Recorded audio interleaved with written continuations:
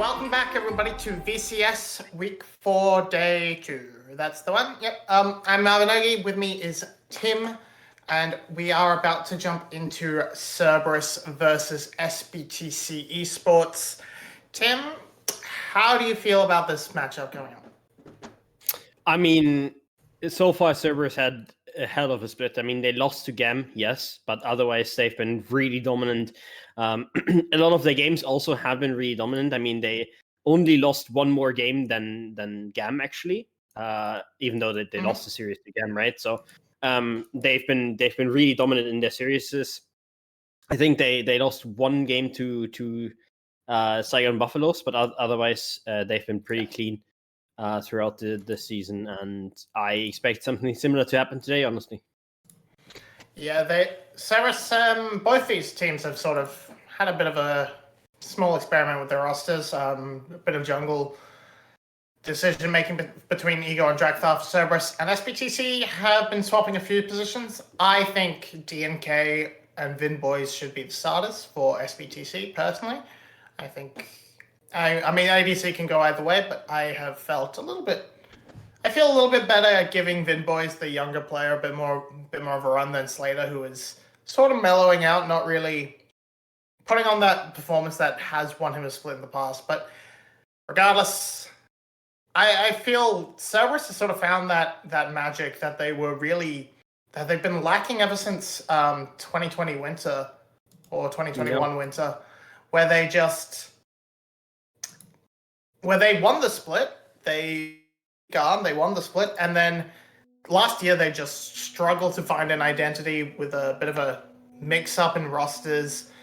But this time around, they've got Garm's old coach and Jackie Wind now in the background. They feel a little bit more put together, and they've settled on a core of 4. And yeah, it's absolutely coming together beautifully for them. Yeah, and honestly, I hope they just play with Drakthar on their side. I mean, last year they had some issues in jungle as well with Ego, obviously. I think we all know what Ego can do if he's on the peak of his game. When he's dominant, he can dominate games like very few other players in the league, I think. But he's been really inconsistent, even showing up, and I mean the physical showing up in the game with him. Yes. So and something to remember is that basically happened with the exact same players throughout, right? So this trust and so on probably still is an issue, and I think Drakthar has had more games, won a lot of them. He's a solid player. He's a good player all around as well. I think just going forward with him might be the angle. But as we argued last year as well, we think Ego has the higher skill cap.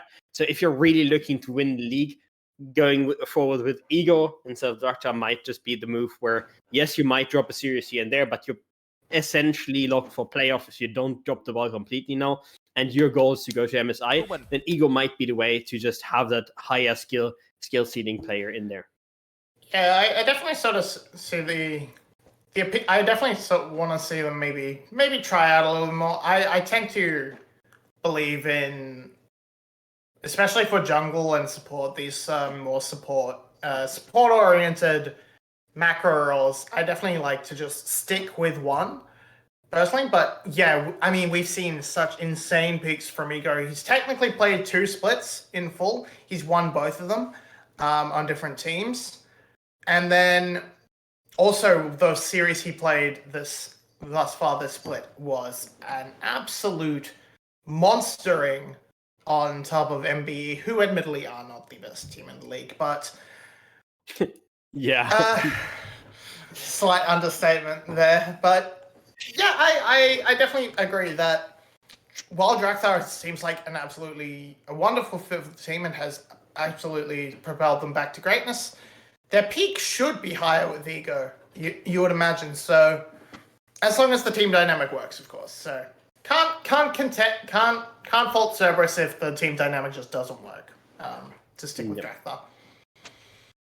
Yeah, and I mean it is still a huge upgrade from last year where it was like Ego versus Fuguan, where the decision I think was very much clearer towards Ego that trying out Ego should be here. I think Draktar had some really, really strong splits, honestly, in between. I mean, remembering back to I think it was spring last year where Draktar had a really good run with BTS as well. So yes. I think he's definitely shown that he can be strong enough, and now with the really good roster around him, he might just be the player going forward for them. Because something to remember is, especially when there are clear issues with the team and motivation and whatever it was really going on behind the scenes, we only know that something really was going on, right?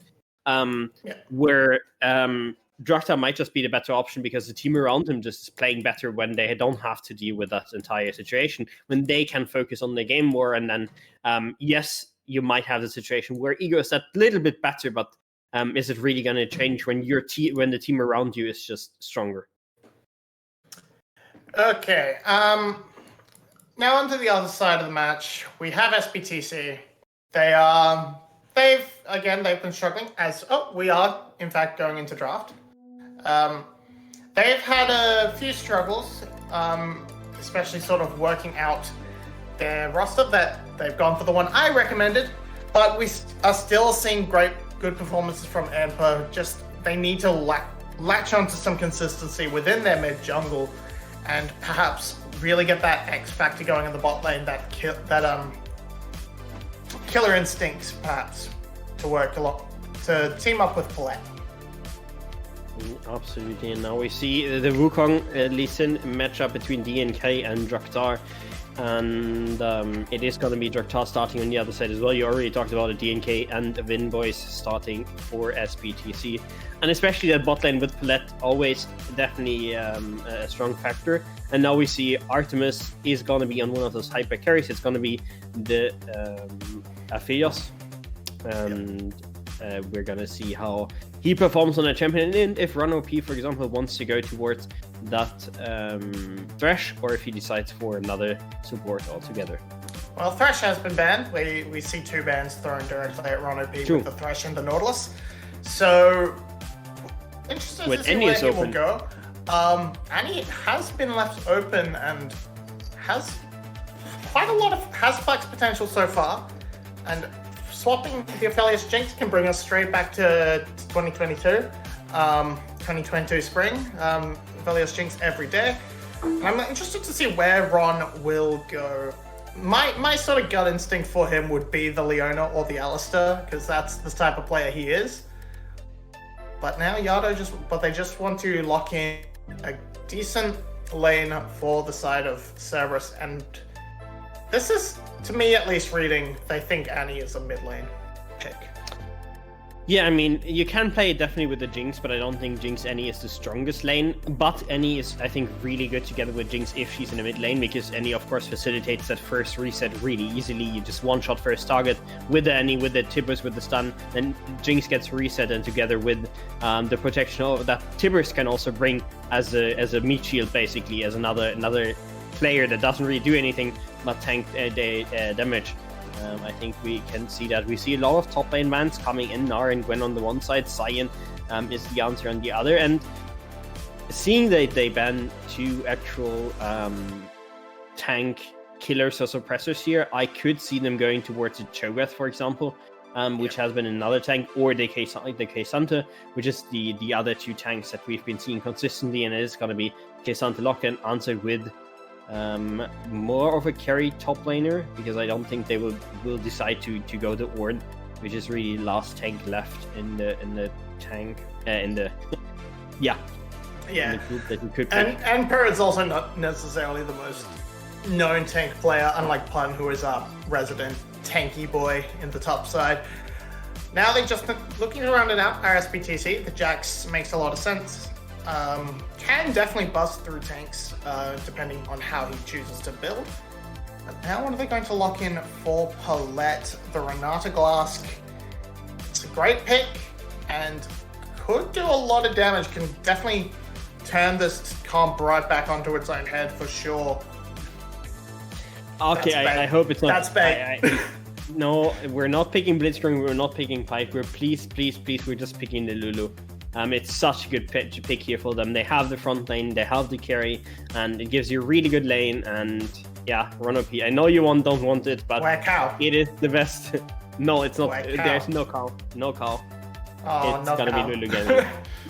It gives you really strong laning in bot. You should have prio for most of the lane. And it just really is really good with your team comp. So I like the Lulu pickup a lot. Yeah, Felios will be paired alongside Lulu, a bit of a classic.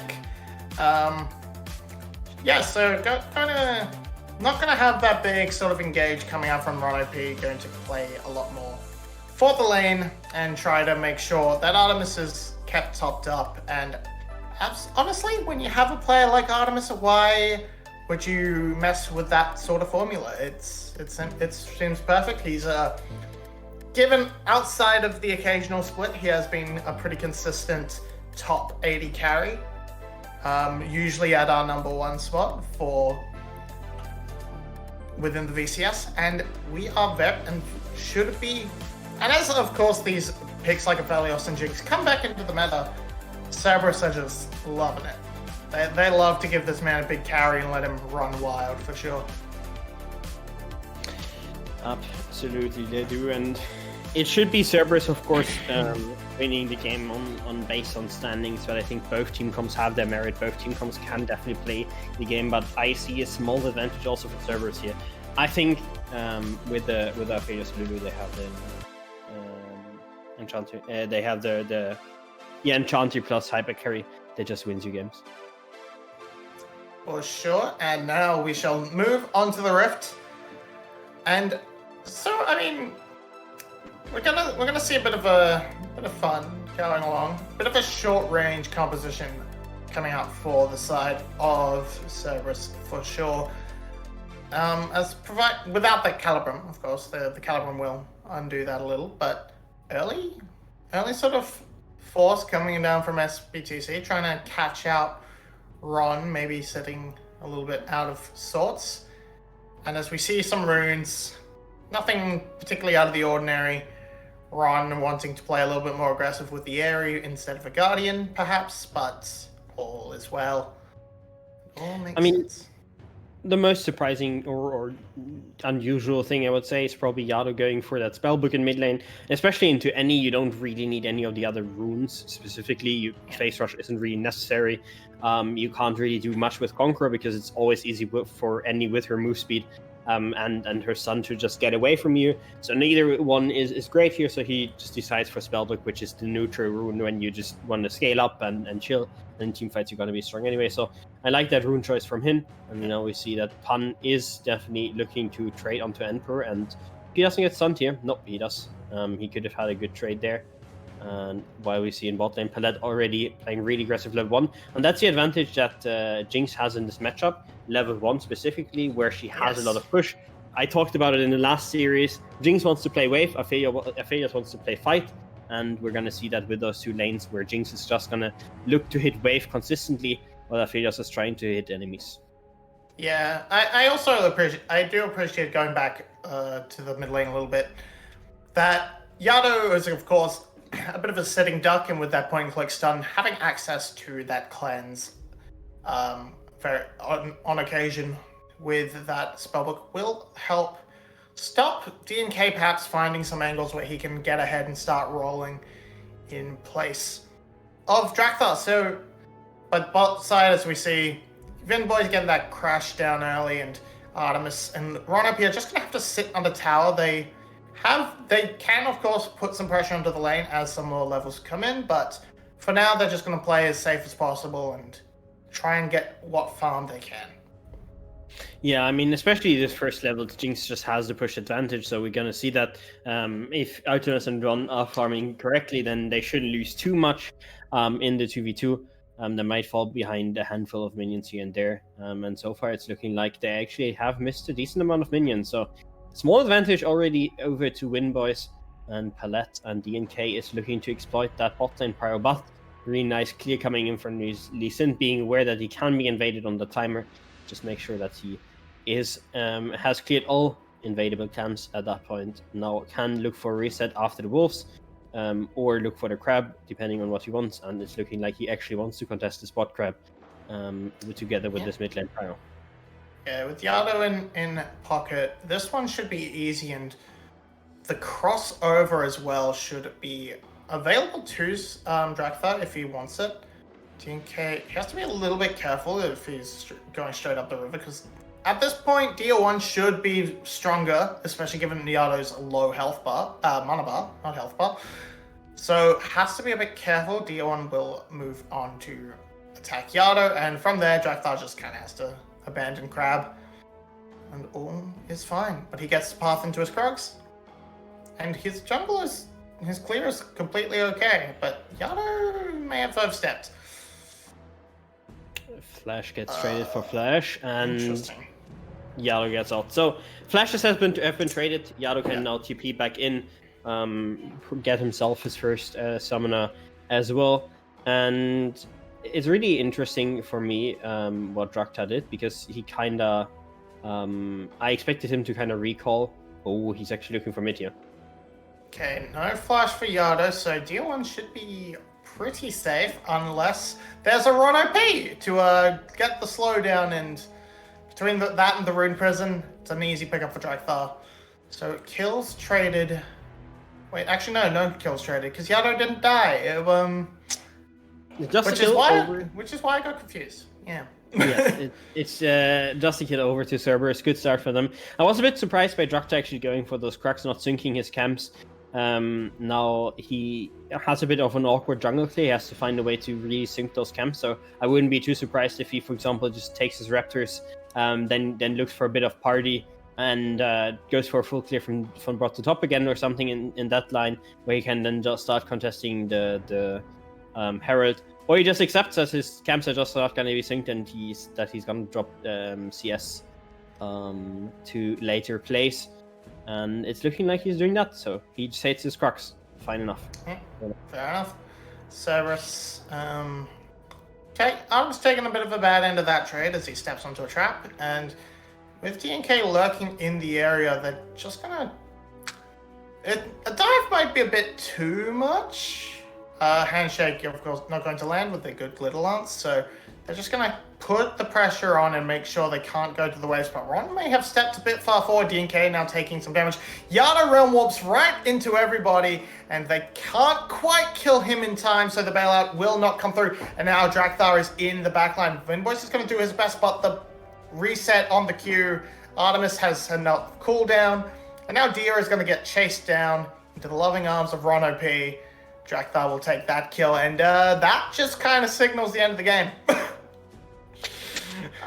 Yeah, I mean, fair enough. I think you're not completely wrong. I think there are also win conditions through that Jinx, but yeah. I mean, the thing about is the Yado goes, like, actually TP or goes into everybody with his ultimate, but they don't really have damage, because Any went for CDR boots, Jinx doesn't have a reset yet, really, so you don't really have that much damage on them, and that just means that you're going to be chilling now. And you're right, I think if you play it down correctly, Cerberus now has a huge advantage. Yeah, a bit of a slight misfortune from Vinboys, where the flash clicked onto a minion instead of Yado, so that meant he wasted an extra second when maybe gave Artemis enough time to get that Q that trapped him on the tower, but it doesn't really matter. It probably wouldn't have actually mattered in the end. So, all in all, it's 1 kill back. At least you did get something for the Jinx, but 5 kills to Cerberus is not where you want to be. It's because Pun, even in the top side where you are getting a bit of an advantage, Pun is perfectly happy to just sit there and be a big tanky fella. We know that historically, and with his team doing as well as they are, he is having a grand old time. All out has been popped, but Drakthar is going to come in to try and save him. Endport will go under the tower and trade 1 for 1. Well, but with DNK there, it rounds out to a double kill, so Cerberus not out of it just yet. Yeah, the wave is also great, and it's a shutdown for the Wukong plus the Herald, and I think you said it, the game should be over. It's not, because they got everything back. Yes, the gold lead isn't equalized yet, but with the Herald and the top wave, it should be equalized soon. And we can look back at the trade. Emperor where Pan was trading really aggressively into Emperor because he was called by his jungler that he was on the way. All Out now is used, but Draktar, he takes so much damage. DNK already level 6, he isn't, which means that fight is just, that's the difference in this fight, right? DNK with the level 6, Lee Sin without it, and so they can't fight it. And now the swap comes in, so Pan has to take more punishment here, with Windboys probably getting a few platings here and there, maybe. But especially this case, Santos is always a champion that in the 1v2 can still find those small angles, and now the swap actually costing them a lot because Artemis is getting free CS down here while there's nothing taken on top side and the reset coming in, so I'm not sure about the swap. Yeah, that seems like a bit of a disaster, actually. And overall, even then, Emperor has actually not really had a CS advantage over Pun, it looks like. So that's just free plates to the Aphelios, and now they're trying to swap back because they sort of realized their fumble, and that's not so great from the side of SBTC, as that's just free gold for Cerberus. And it really brings Artemis in, and for everybody who has watched Cerberus throughout the last year, I don't think you can understand, or we've been talking about Artemis so much on this channel. I think he has been one of the talking points just because the year prior, 2021, he was probably one of the most, if not the most dominant player in this league, and he's been really missing that edge. I think a lot of other AD carries have also just been getting better, especially Shogun and Taki were a bot lane that we talked about a lot last year, right? We had here and there some really good bot lanes coming in, especially good supports as well, to level the playing field, at least in lane. So Artemis couldn't get the same lane advantages. Then he had a small misplace from himself in those team fights where he couldn't bring it on. But I think him being back in form, him really finding the gold advantages in lane is really important again. And he is in a great position to carry this game, especially with Aphelios in the mid game. That one item power spike with the Gale Force still available for him, and still able to make plays around, especially with Drake spawning in a minute. I think that should be a target for Cerberus. Yeah, I definitely think last year was a bit of a rough one for Artemis, given his team situation. I think, given the fact that Cerberus seemed to be trying to run multiple rosters. So basically, you had Poss, Leash, and Huber as one core, and then Pun, Drakthar, Ron as the other, and then you were splitting time, and Artemis never had a consistent lane mate. Just wasn't working out for him. This time, though, everything is much better for Cerberus. They've settled. They are keeping things pretty comfortable, and their early game hasn't necessarily been their strongest point, unless they've had ego, but they definitely come alive on the team fights. And as long as Artemis can get to that mid game comfortably, Ron is going to be bailed out by Drakthar, they should be just fine. And Artemis is pretty happily farming along. He's got a kill, he's got a few assists in pocket, so he has been a little bit accelerated and should be well in line to take part in this dragon fight as he backs for his mythic. Really interesting because Cerberus has give up this second Drake. They're all going for resets simultaneously, so they just decided, okay, we don't have the power spikes yet. They didn't have the Gale Force beforehand. They really wanted that. Rod of Ages also just completed for the Rise. He couldn't really get back on the map in time. But SPTC, they don't really smell it, I guess, and so they don't start out the Drake, and now Cerberus is actually in a decent position. Yada's gonna flash out so the traps do not land, and that's just a bit of CC committed. Artemis is gonna just walk straight past Ballet. Drakthar was starting the dragon, but now everything's sort of set back to neutral. A few key ultimates blown. Really just that Dragon's Rage kick available for the side of Cerberus, but they are on the better power spikes right now, as they did get the resets in. So they're going to be just comfortable taking this dragon, and SBTC are going to let that one go. Yeah, Rod of Ages already finished on Yado, Gale Force already finished on Aphelios, and that just means that especially those two power spikes, which are basically the exact same power spikes on the other side, aren't here yet. Yes, you had the Divine Sandra on Wukong, but that alone is just not enough, and with that they decide to back off, to give it up. I think they had a timer for Drake, they kind of missed it though, weren't really sure if Cerberus had actually gone for the reset, and in the end, good back from Cerberus to just get those advantages in base, and then good punish on the non-taken Drake. Yeah, and even on the other side of the map, we saw Pun with that fully completed Iceborne Gauntlet, just taking it to Enper right now. He's gotten himself a decent lead, and he's keeping this Jax down. That will eventually swap back around, of course. Well, that's what you tend to expect, but for now, Pun can put the pressure on. Pun can keep this Jax caged.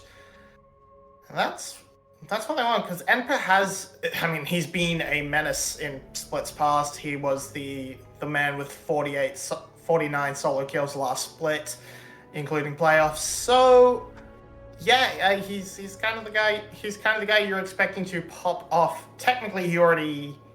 Oh no, he doesn't have a kill. Sorry. DNK apparently got the solo kill onto Pun. Because I saw a solo kill, a quote-unquote solo kill land on Pun earlier. So, interesting. Yeah, I'm not sure about that, but anyways, I think the 2v2 in top lane has been the really strong play for them, and now the big question is, can they snowball it in anything? The goal is still that even now, first power spikes, Rod of Ages, and the Kraken Slayer have come in, so there is a chance for SPTC to fight this, but they have to get in, and the Jax does not have the priority. Especially this top lane is worrying, because Kexante is just twice the champion that Jax is right now, so it's so hard to play around this top side. Yeah, no priority, no mythic. Now hitting level 11, so has that power spike. Yado's going to get caught on the way back to lane, and with a big hostile takeover, that will secure it. But that's just the one. The inside track onto mid will net them a lot of tower damage, but not quite enough to bring it down just yet. That's good pick from SBTC. They are still showing a lot of fight in this game. Yeah, and also good presence of mind to understand, okay, both top lanes are top, which in the 4v4 is an advantage for us. 5v5, they're much weaker because Pun exists, but in the 4v4, they're actually very strong, and especially if they can get that first reset, it's really easy. Paladin with a great ultimate to basically zone away the rest of Cerberus to make sure that Yado dies alone, and even though he had stopwatch, even though he had the Lulu ulti, it wasn't enough, and now the answer, though, coming in with the Herald on the reset means that the mid lane turret is probably still falling first for Cerberus. Yeah, that one will drop. It's not going to be first break, as Vinboys was able to pick that one up in the bot lane at some point. Missed that one, but that's still going to bring the gold back to the side of SBTC. And yeah, we saw this earlier. Great Palette. Ultimate just guarantees the auto pick. Yeah, but that's how you want to use your Nata build space. And that's how you also want to use the NE plus the Wukong. That's so much burst damage, of course, coming in with the Divine Sandra as well. Now it's on to Pun. Yeah, that was a lot of damage with that handshake coming through, but in the end, it does achieve the goal of keeping the tower alive for at least another wave. But with the siege potential, the range on Annie and Jinx, they should be able to take this down now. Enper joining in. So this tower will fall down, and they get control over this bot side river to try and set up, make sure vision is in place, as Dragon will be spawning very shortly. And this one, it's an Infernal once again. We've just had a run of Infernals today. I mean, we had 2 Infernals and the Mountain in the first one, so the gods are definitely giving us the best souls possible. Couldn't have been a Mountain in this game, so it was, of course, the Infernal, because bad souls are not wanted here. And moving on to that Drake, I'm interested to see if Cerberus actually goes for it. Yado is still in top lane, and it's looking like they're rather shifting in towards the top lane, but they had a very similar play where they played it very slowly. But now, this time, it's really looking like they're playing for the top turret and not for the Drake. Maybe they're sending in Draktar for a steal, but I can't really see it happening. Or him succeeding, and they're just trading into 2 top lane turrets. Yeah, just going to try and take as much gold on the top side of the map as possible, committing the full push, and with Artemis here, despite this Tibbers, and that Super Mega Death Rocket does a lot. Oh my god, Deer! That was a hell of a lot of damage, and Deer is just going to pick up 2. Doesn't quite want to chase on to run, but that was a lot of damage. That 1Q did like half of Artemis's health. No, there was a quadra stack tower shot. Oh, they didn't have that? minions, Okay. and the Tibbers one-shot the minions, and Yado and Artemis just didn't care that there were no minions left. I see. Well, there's an attempt from Drakthar. He's going to kick Paulette into Vinboys, and now Pun is going to try to do his best. There's a very low Jinx, but they can't quite catch up. He's coming in. Teleport from Yado. Gonna be taken down into that bailout, and the all-out will be delivering Pun to Paulette. Pun's going to sneak away on a smidgen of health, and Cerberus do fight back there. That was... So spicy. You said something very interesting about Cerberus team comp before this game started, right? It is a very low range team comp all around, except if you have the range wording for Artemis, right? So what would you not build on Vinboy's side? No. Some kind of cannon, some sort of fire cannon that goes fast, I believe. Yeah, and I've heard that increases your range.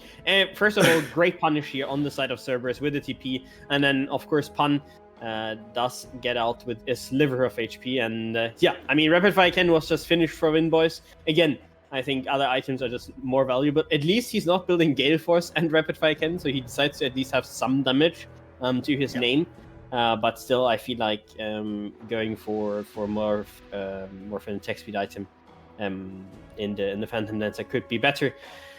And now we have to see how both teams played out, because SBTC, they want to have that one kill, that all-in engage with Annie and Wukong, burst one out, get the reset for Vinboys, and let him carry the team fight. On the other hand, Cerberus, they like this. They want to have flanks. They want to have Pun in the backline, making sure that Jinx doesn't get to play. They want Drakta in the backline, making sure that Jinx can't play. And then, of course, run OP, Yado, and Artemis to stand as a unit and make sure that on the other side, Wukong and Emperor can't kill the backline.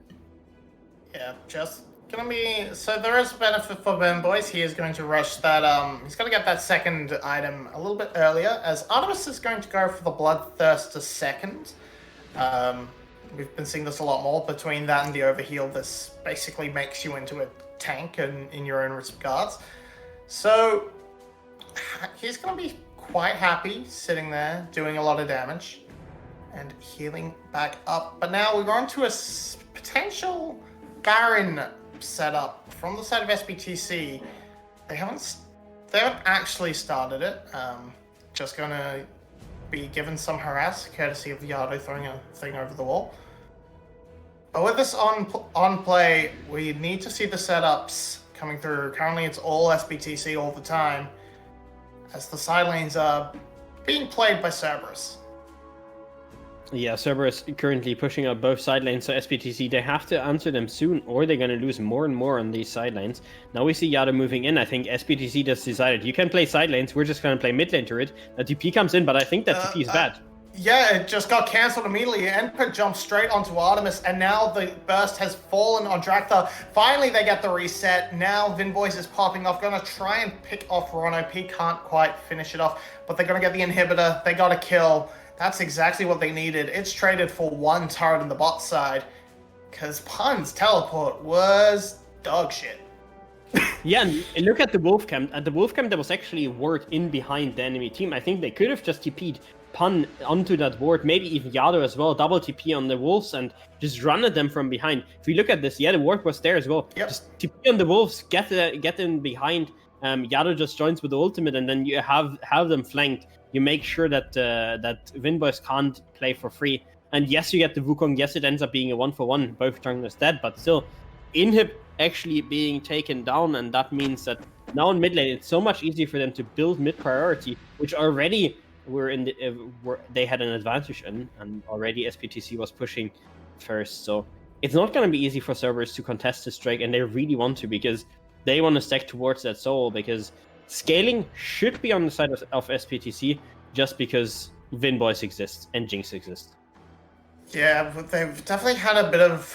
Cerberus especially have had trouble trying to access the waves, especially when that death ball was there. Punt is going to find himself another tower, so a bit more gold into the pockets of Cerberus, but of course, you're really mostly just feeding your Cassante with this, and unless he can find that really big all-out that just removes Vinboys from the fight, doesn't seem like it's gonna be worth it, as more and more damage going to the side of SBTC.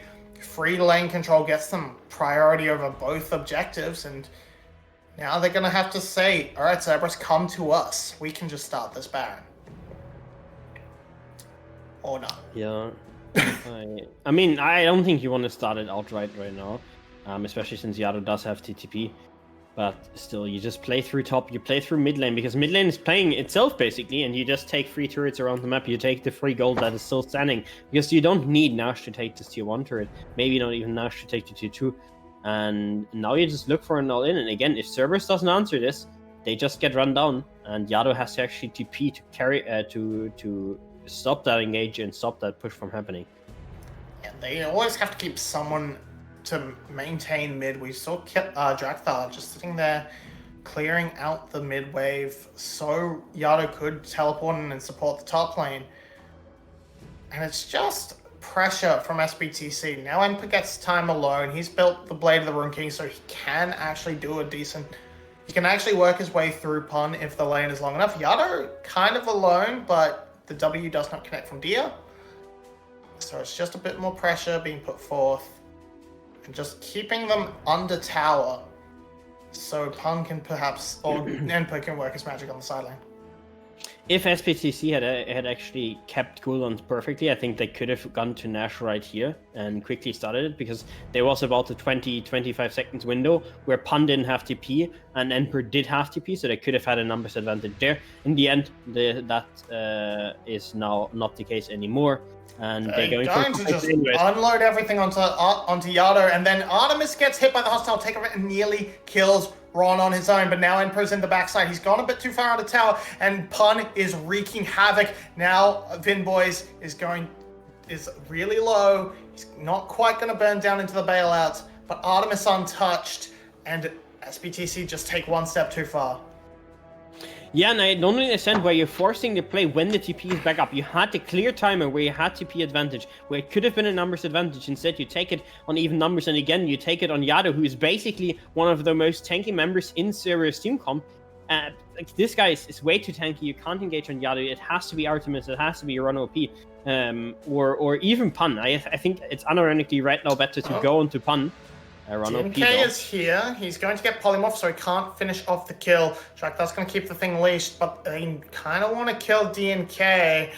This might have been a bit too much to chew at this stage in the game. DNK is untouched right now. He's going. Draktar will secure it and get out. Okay.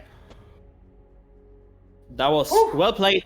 Still from Cerberus, who just use Artemis Flash, understand that, yes, we have to use that Flash to get the Nash, but that's completely fine. And here we see they're going on to Yado, but Yado is way too tanky, and there's a 5-man Aphelios ulti. That one really hurt. Then Emperor is looking to get into backline, but he's just getting run down in the end, and Artemis, together with Pun, can clean up the back line.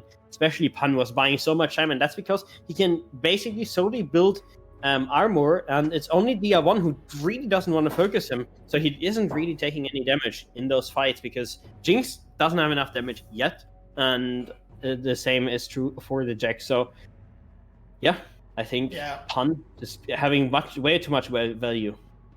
Yeah, Pun just pretty much crushing with that all out, not being able to kill anyone himself, but doing more than enough damage. And now Baron in the hands of Cerberus. They can recover a little bit of lost ground. They've built up their gold lead. They can set up, and if they can control play off these two waves in mid and bot, they can convert that into a dragon comfortably and really put themselves into a commanding position, because they're just fiddling around for vision right now. Draktar, my son. Scar Award, go bro. Yes, absolutely. It is what it is. If Gera can't do it, he can't do it. It's fine. The best between us, and we have to talk about AD carry power specs because both Infinity Ashes have actually come in. There is a stopwatch on Windboy, so he has that extra utility, but no summoners on either AD carry. So both AD carries are really vulnerable, especially without the cleanse on Artemis. He has to play really far back, so Any doesn't find that flash Tiberius. Tinker's gonna go in onto Yado once again. Everything just dumped into Yado. Artemis cannot contribute though. You can see how far back he's playing, how hard it is for him to work in any damage, and a beautiful Tibbers will bring down to a slow as well as Zap. And that's going to just be it. They have cleaned up Cerberus. They're going to clean up the inhibitor and just end the game. Tibbers can tank all day. So can Enper. And that's it for game one. Yeah, and that's just a huge issue that they had with Artemis not having cleanse. He couldn't stab up. He couldn't walk up at all. And in the end, it's a really good game from SPTC. They looked really good against one of the strongest teams in the league so far. And I'm interested to see what we might see change towards game number 2. Oh yeah, have to see. We can just jump straight to the break, I suppose.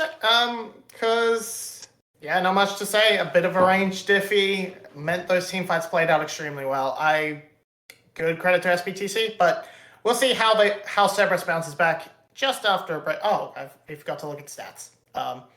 That's a fun goal graph. Okay, go to break. Bye-bye.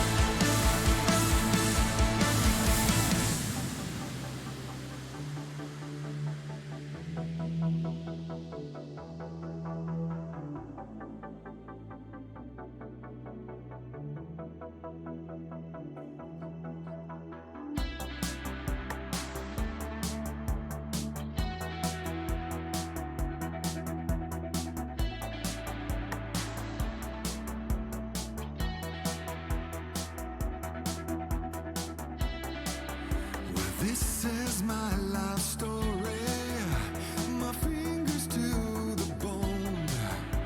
I'm running after glory. Oh yeah, I should have known. Should have known. Yeah, I should know by now.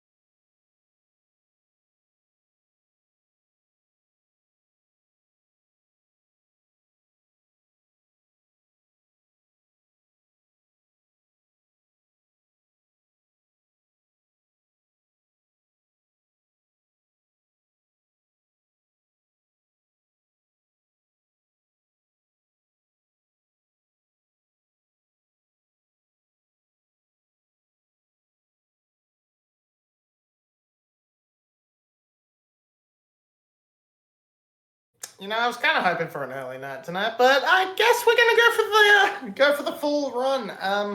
Or rather, I was expecting the early night, but we've had a full game series before. We're going to have at least one more game today. So we saw a bit of struggles from Cerberus to try and execute their team fights. They weren't really able to step up and put in the autos from Artemis, the Aphelios not quite being in range, Yado being caught out quite a lot, picked off first. So what sort of angle do you want to see the draft go for the side of Cerberus to bring us to that third game? I mean, I think they need to take out the Annie. I think Annie is just really, really, really broken. It just makes it way too easy in the early game to force Flash in mid lane to put pressure onto Yado. Then in mid game we saw like good Annie engages, just force kills consistently. And then in the late game we saw how scared Artemis had to play whenever he didn't have summoners. And I think that's just all because of the Annie. And secondly, Yado did not show that he is particularly smart about playing into Annie, because he got constantly CC'd and caught out. I mean, also with Ryze, it's not that easy because you have to get pretty close to do something, but it didn't work out at all. And I mean, they picked the Ryze into Annie. It was fine in lane, but later on it just didn't work at all because he got permanently just caught out. Yeah, okay, so take away the Annie, and draft will be appearing just right now. Not gonna be the case. Cerberus, of course, this time on blue, feel like they can just grab it. So, no surprises there. Really? Still scared of Ron's champion pool. RSBTC really want to take him off these hook champions. And that seems fair to me, as we are going to just swap drafts. Oh! Hello, Ego. Oh wait, there's an Ego. Okay, I guess that's a change you can make. Now Ego is playing Lee Sin. It would be really insane if Artemis just picked up the Jinx here. I mean, big surprise. Okay, the thing is that Wukong and Lee Sin are actually swapped the other way around. So it's not exactly the same draft.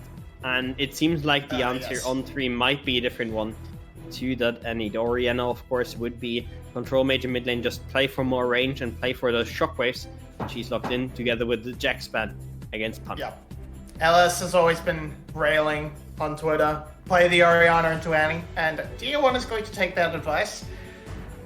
And I'm very excited to see Ego. And we saw a very quiet early game from Cerberus, last game. But we saw a good collapse in response from what SBTC were doing, but they weren't proactive. I expect proactivity now with Ego Lee Sin coming in on top. Absolutely, and they have to blind pick something in the next pick for Emperor, and with Jax and Sion being out, I'm interested to see what they are actually looking for. It looks like they might want to go for the Renata again, which honestly, I could see any playing into Renata. No, it's gonna be K'Sante. Okay, never mind. K'Sante is out. Okay, so Pun, I remember, and this is just my memory telling me that Pun actually is able to play Fiora if they want to, but he decides to go for the Malphite instead. He decides to go for the Malphite. I was gonna say he plays the Fiora has been banned, but I was hoping for the Olaf. Oh, true. He's been playing a bit of Olaf, and that's gonna be the Blitzcrank. That is pretty effective into the Aphelios, I suppose, and it's another hook champion for Ron OP. We know he loves these types of supports, so that's gonna be what? I mean, it's one licky boy to answer the Blitzcrank. The grabby and hand. I mean, isn't this bad? No, Tahm Kench has a pretty. I always thought Tahm Kench was Blitzcrank was a Tahm Kench counter. I mean, it's not really, especially I think since the rework of Tahm Kench, because before that you would just eat your AD carry very often and then get hooked in, right? Now that's not as prevalent. What you have to remember as Tahm Kench into Blitzcrank is he has a shield break, so you want an early E, but since you have so little cooldown on your E, you can just eat like 2 or 3 times during a fight, right? Instead of like once with the really big HP bar. So I think you're chilling, and Tahm Kench wins. Like Tahm Kench, in a lot of situations, if Blitzcrank has hook out, can just walk at Blitzcrank and kill him. And I think that's something that you always have to remember playing in Tahm Kench. It's not going to be easy fighting that out, especially with the Jinx. Jinx wants to control wave, but Aphelios and Tahm Kench can really fight you on that wave, and I'm interested to see how that bot lane works out. Honestly, I'm surprised by the draft. Blitzcrank blind pick, always a wild one. Of course, like Nautilus, for example, was out, so they had to find something, and I feel like Tahm Kench is not a bad option. Yeah, well, this is going to be the choice. I'm always a big fan of Cow into Blitzcrank because you get to just get pulled in and then use your knock up for free. But anyway, as we move on to the Rift, it is not the Vietnamese Cow series, it is the Vietnamese Catfish series today from Palette. And we are going to see if he can get some good spices down going in that bot lane and serve up some kills for this Aphelios. And again, my memory coming in and telling me something. I remember that Palette was actually really good on Tahm Kench last year. Incredibly good on our champion. And we see the most obvious Blitzcrank play in the history of Blitzcrank plays, and that's the flash trade between AD Carry and Blitzcrank. Blitzcrank just flashes. He doesn't even need to hook because Vinvoice has to immediately flashes as well. So that's basically what you do as Blitzcrank level 1 if you can do it. Because now suddenly Vinvoice doesn't have that flash and is actually able to be punished. We are, of course, going to abuse the Blitzcrank skin because that is now available on Tournament Realm for some reason. Yeah, so welcome back, Blitzcrank. I hope your hook did get fixed because otherwise this is kind of sus. But anyway, True, he's playing Blitzcrank. Yeah. Vinboy's no flash. Colette not gonna, of course, be that basically free flash as he has been in the past, not till level 6. So opportunities for Cerberus to punish. It's like to see Ego starting on the top side, and he's gonna be looking to make his way down there and punish this flash if at all possible in maybe a tower dive. And that's a hook straight onto Palette. Palette just body blocking that for Vinboys essentially. And oh no, not much, just a bit of health trade.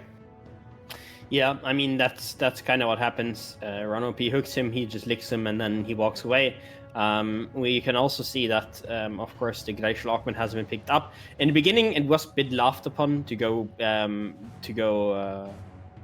Glacial Augment on Blitzcrank because it procs like where you hit the hook. But one, you often want to run at people with E, and second, this happens where you have a dead nice slow zone, and yeah, that pulled straight onto the traps. The ignite will be what finds the final kill.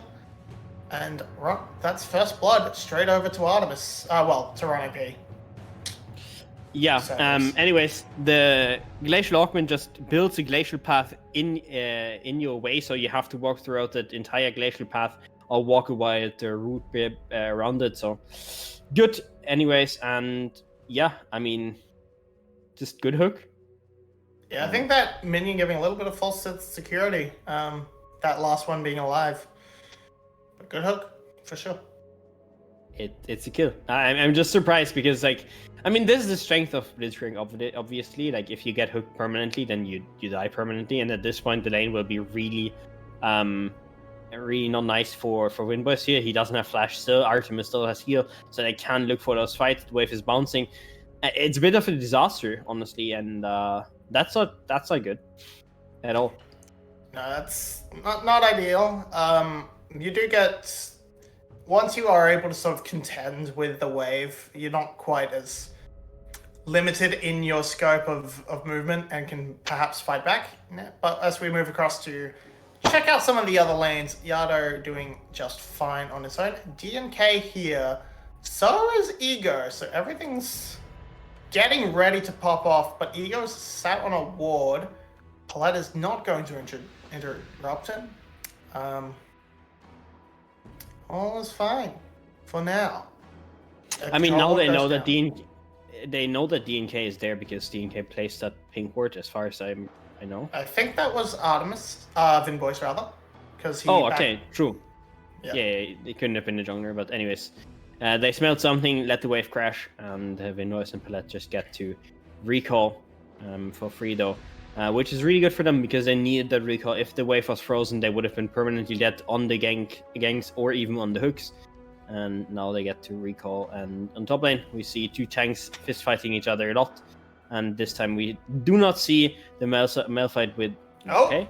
Hello Ego just makes his way straight into the mid lane and picks up DR1 flashes on both sides. So good flash from Pun to avoid Enper's knockback.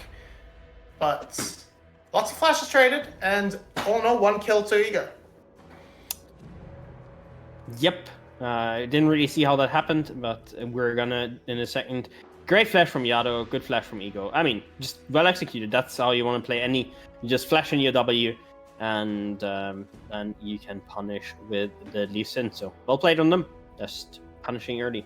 And now, DR1 also doesn't have flash, so with the next Q, Yado can look for another gank. Yeah, now Pun just letting himself get pushed in. DNK spending a lot of time up here. Just, I guess, doesn't really have much else anywhere else to be, but gonna be a bit hard to find a gank onto this Malphite, especially now he's hit level 6. He wants to go back, and this time around from the Malphite, we are seeing the Grasp of the Undying, because he can just actually walk up and hit the other tank. So no need to go for the Comet. Yep, and that means he's obviously skating a bit better as well. He also can stack a lot of armor in this game. Obviously, Orianna does have a decent amount of damage for later on, but it's looking like she's going for Red of Ages, so a very limited damage item build for a long time in the game, and that means that the Malphite can just stack armor and be happy with that and just be really tanky. And Ego already looking back into mid lane. Diabondo smelling something, is moving towards Drake and just accepting that he can't be in mid lane right now. Yeah, his team is all gathered up around the Drake. Jinx has sort of consigned herself to being under tower. So this will be first Drake for the side of SBTC, picked up pretty happily. All in all, most things are even. A little bit of gold to the side of Cerberus due to some kills, but they're not. But it's not a huge lead to sort of get worried about. Yeah, also I think they're spiking just really hard on 1 to 2 items, especially with the Annie, of course, on 1 item, Descend on 1 item, and then you can enable your Jinx, get her 1 or 2 kills, and we see in top lane an ulti trade between the Malphite and the K'Sante. Yeah, But lots on of 1 damage. item, you want to just burst people, get kills over to Jinx, and then get Jinx fed, and she carries you the rest of the game, which Artemis, I think, in this game can do easier than in the last game with their failures. So Artemis has had to flash, and I'm not sure if that was an engage from Palette or such, but now has to be a bit careful. Vinboy's just going to try and crash the wave and hopefully not get hooked onto tower. But as everything's going, this lane has been holding up all right, despite that first kill. Still, even in CS, perhaps going to inch a little bit ahead in theory with this ability to crash a wave. Ego is rather going to grab that. And all's well in the bot side, being able to put their own foot down and put some pressure onto Artemis. Absolutely. As we still have a pretty slow game. Neither side has really looked towards the Herald yet as well, so no big swaps coming in. Now we see that Winbow is opening up towards the mid lane, now towards the bot lane once he sees Artemis, and now we might see some fighting. Somehow the Tibbers is already out, and no flash is blown, so I'm not sure what happened there, but with that priority in mid lane and top lane, Cerberus is moving towards the Herald. Yeah, it might have been dropped just to try and send Dia back to base, but... Palette does have level 6 advantage, Oh, though. good catch onto Ronopi, by Ronopi. DNK is going to try and do his best. Palette has saved DNK, but straight onto the traps, and Artemis is here to clean up. DNK is going to try and get away. Yado just needs 1. The explosion is enough, and now Artemis is excited, and he's going to try and run through Palette. Yado will die. The shield is enough to keep Palette standing. 1-for-1 overall. and just a jungle for mid laner. So I think SBTC is a little bit happier there, especially because of Felios left alone. Yeah, I mean, that was a 4v3, and still it's just a 1-for-1, and that's because Palette already being level 6 while Ron OP was not, and we can see that here, because Palette can in the end eat his jungler to save him, and it's such a huge shield, and Palette is so freaking tanky as well. With the Orianna ball on top of that, DNK surviving even longer, Artemis doesn't get that reset, and now look at him like tickling Palette. Palette is really not taking any damage, and Dia1 could have turned if they chased deeper, so they had to back off. Yeah, so all in all, the one kill, I don't think Vinboys was able to capitalize on the bot lane so much. I mean, there are two plates. Yep. Never mind. I just couldn't see there was a Jinx Pog in the way. So yeah, Vinboys able to pick up some gold for himself. He's happy. He absolutely is, and now another start on the Herald. This time, it doesn't look to be contested. Palette isn't there, top lane isn't there, and that means 3 Herald here for Cerberus. But again, more platings in bot lane, and Artemis can't really step up to the turret. Has to be scared because Palette is looking, and they might be looking for a dive here. Yeah, Ron can't even use the ultimate to try and clear the wave just yet. A good hook will land. Actually, never mind, it's just the climb. Good reaction from DNK. I got baited. Yeah, me too. I really didn't see the real Wukong there anymore, so I got baited as well. But in the end, it ends up only being the clone on Artemis, not really able to capitalize. Another plating is down, and that means more gold for Vinboys, which now means he has the Gale Force first. And the last time we saw Jinx playing into a first Gale Force on another carry was Eddie on the Xayah, and we all know what happened there. He just completely ran over the matchup, and we're of course hoping that the same thing doesn't happen again, because it has to be Artemis in those late game fights to carry, and he doesn't have to be the carry right now. He doesn't have to build those items right now. They need Lee Sin, they need Annie, they need Malphite to enable the Jinx to get to those late game fights, but he can't fall behind either. Yeah, I was definitely hoping a little bit for a bit more aggression coming out of Ego. We saw some good pokes in around that mid lane, but right now, he's still just sort of trying to lacking in his attempts to find something. Can't quite get things started. But another dragon has been for SBTC. They've had just full control. Ego's going to go for the steal. He's not going to get it. And that's a flash blown. Can Ron get a hook? No. Yeah, DNK was just blocking for his AD carry there, making sure that Vinboys could move through, and now we're back on bot lane, back in the status quo, and that's, I think, so far really good for SBTC, as Yado's getting killed. Yeah, Yado's just going to get killed. Tippers is going to do his best to get some revenge, but that's not really going to be the case. DNK is going to get soloed out by Ego, but he's going to get traded back for Vinboys, but now straight past the tower goes the bot lane of Cerberus. They're going to pick up another. Palette's going to perhaps try and harass them on the way up, but not really going to amount to much. 2 for 2 overall across the map, but some more plates in mid for Dia. SBTC still coming out on top.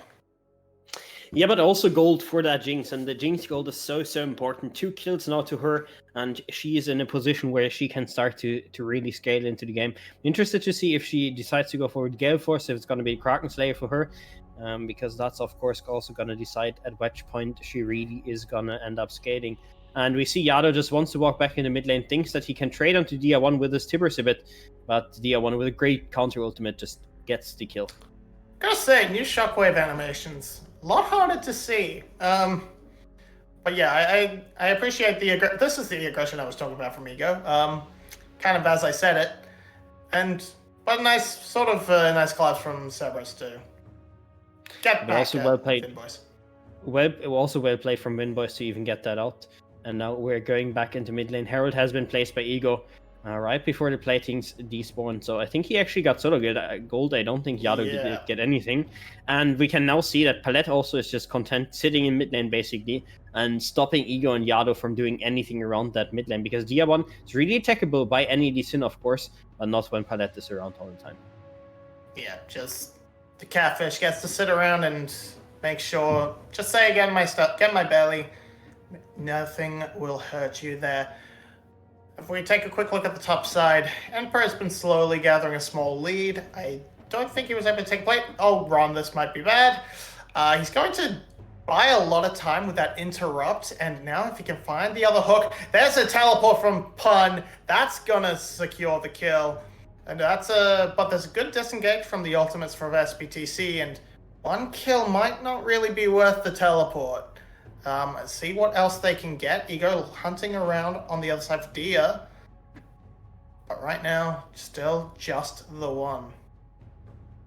Yeah, I mean, I think they wanted to get more, but couldn't in the end. It's a good collapse here in theory, but Vinboys, I think, gets eaten by Palette last second, because that ultimate should have hit him. Yeah, last second Palette just comes in, saves his 83. Well played from him, and that means that if Vinboys had died, I think it's a good play. But like that, it's just going to be a lot of damage towards the top end turret. No platings, but that turret is just, is basically dead. It's just a matter of time until they can take it. But Pun is actually beating up on Emperor.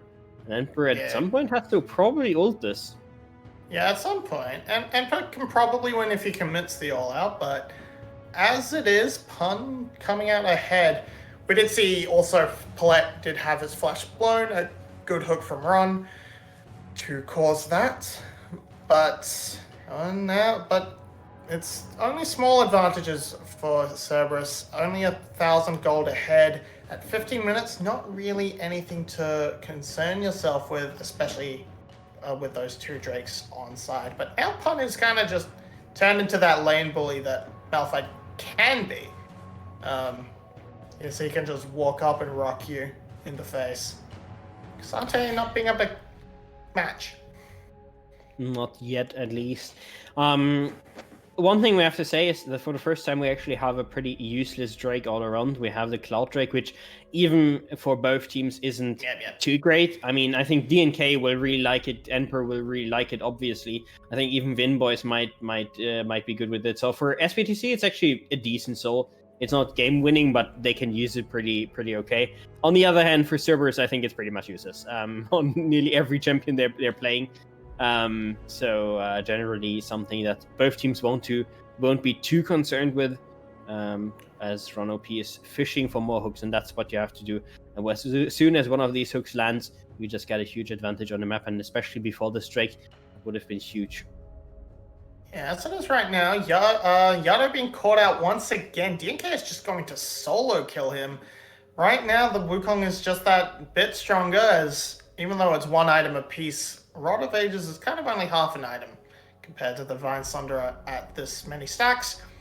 This is going to drop down. It should get a charge. Oh no, it's not going to charge.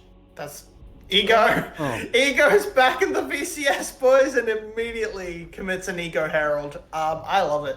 I mean, to be fair, the K-Santa also kicked the Herald out of the way while it was in his animation, which I don't think should happen. Yes.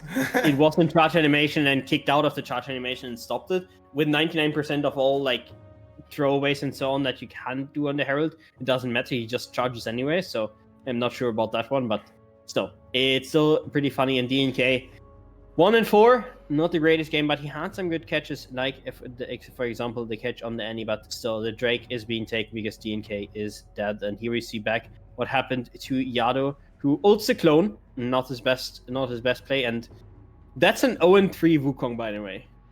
Yeah.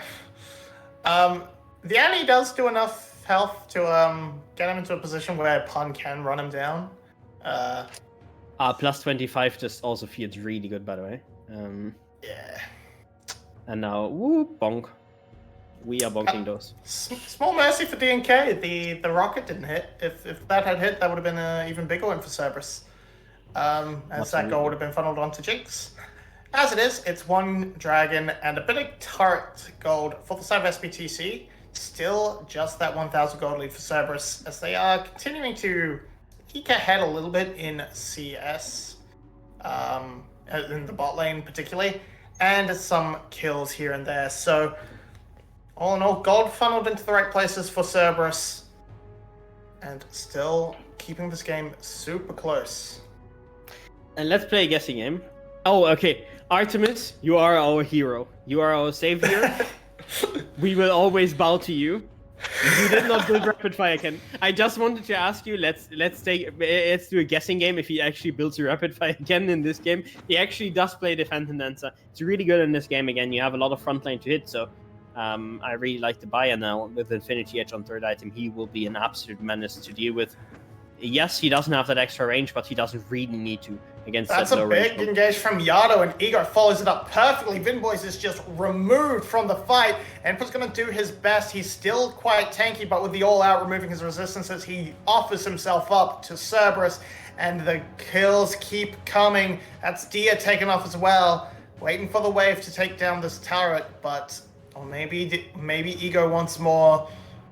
Just gonna settle there. But a huge play from Cerberus, kind of out of nowhere.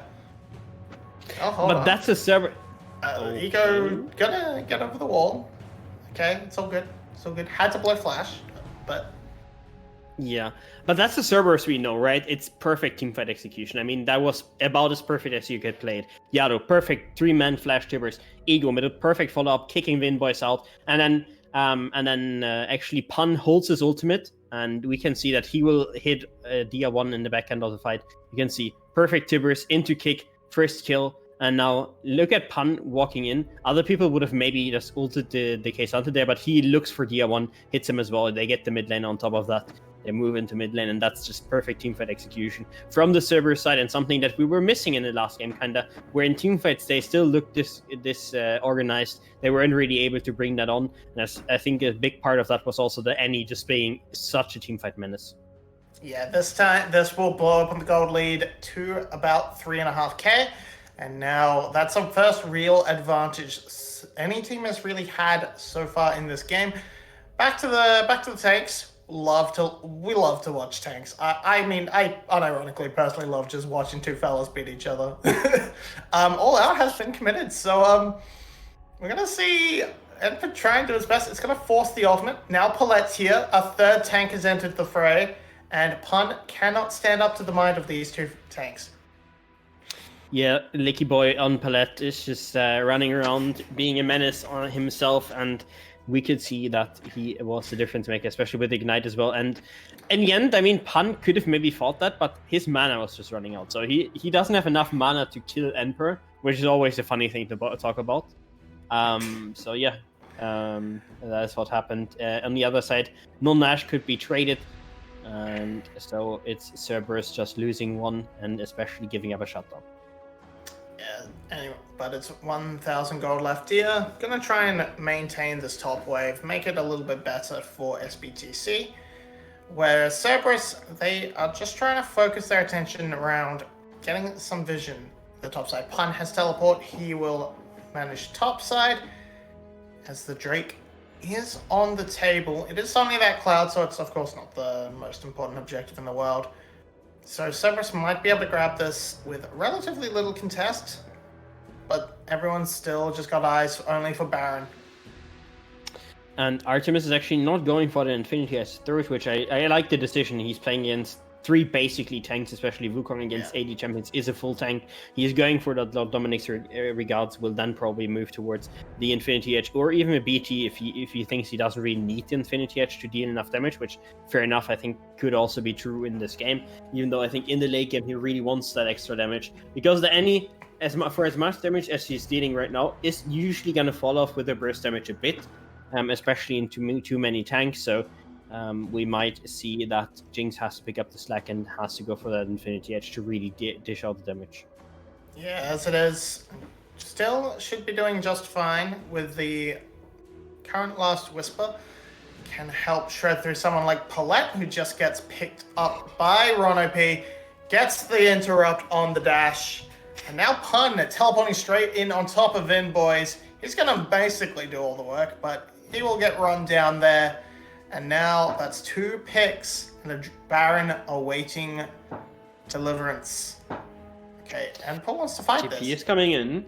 I mean, I think they have to. I think if they don't fight this, the game is basically over for them. They're not outscaling anymore, and there's nowhere left to turn. They have to take the fight. Pun is just going to run interference. Ego is going to run even more. Can't get back into the pit just yet. He will now. And then, okay, Artemis is going to be taken out of the pit. dashes on to the traps though. Emperor is probably going to get the kill. Artemis is so low. He's going to get Emperor will get one. Ego is doing his best to finish the Herald.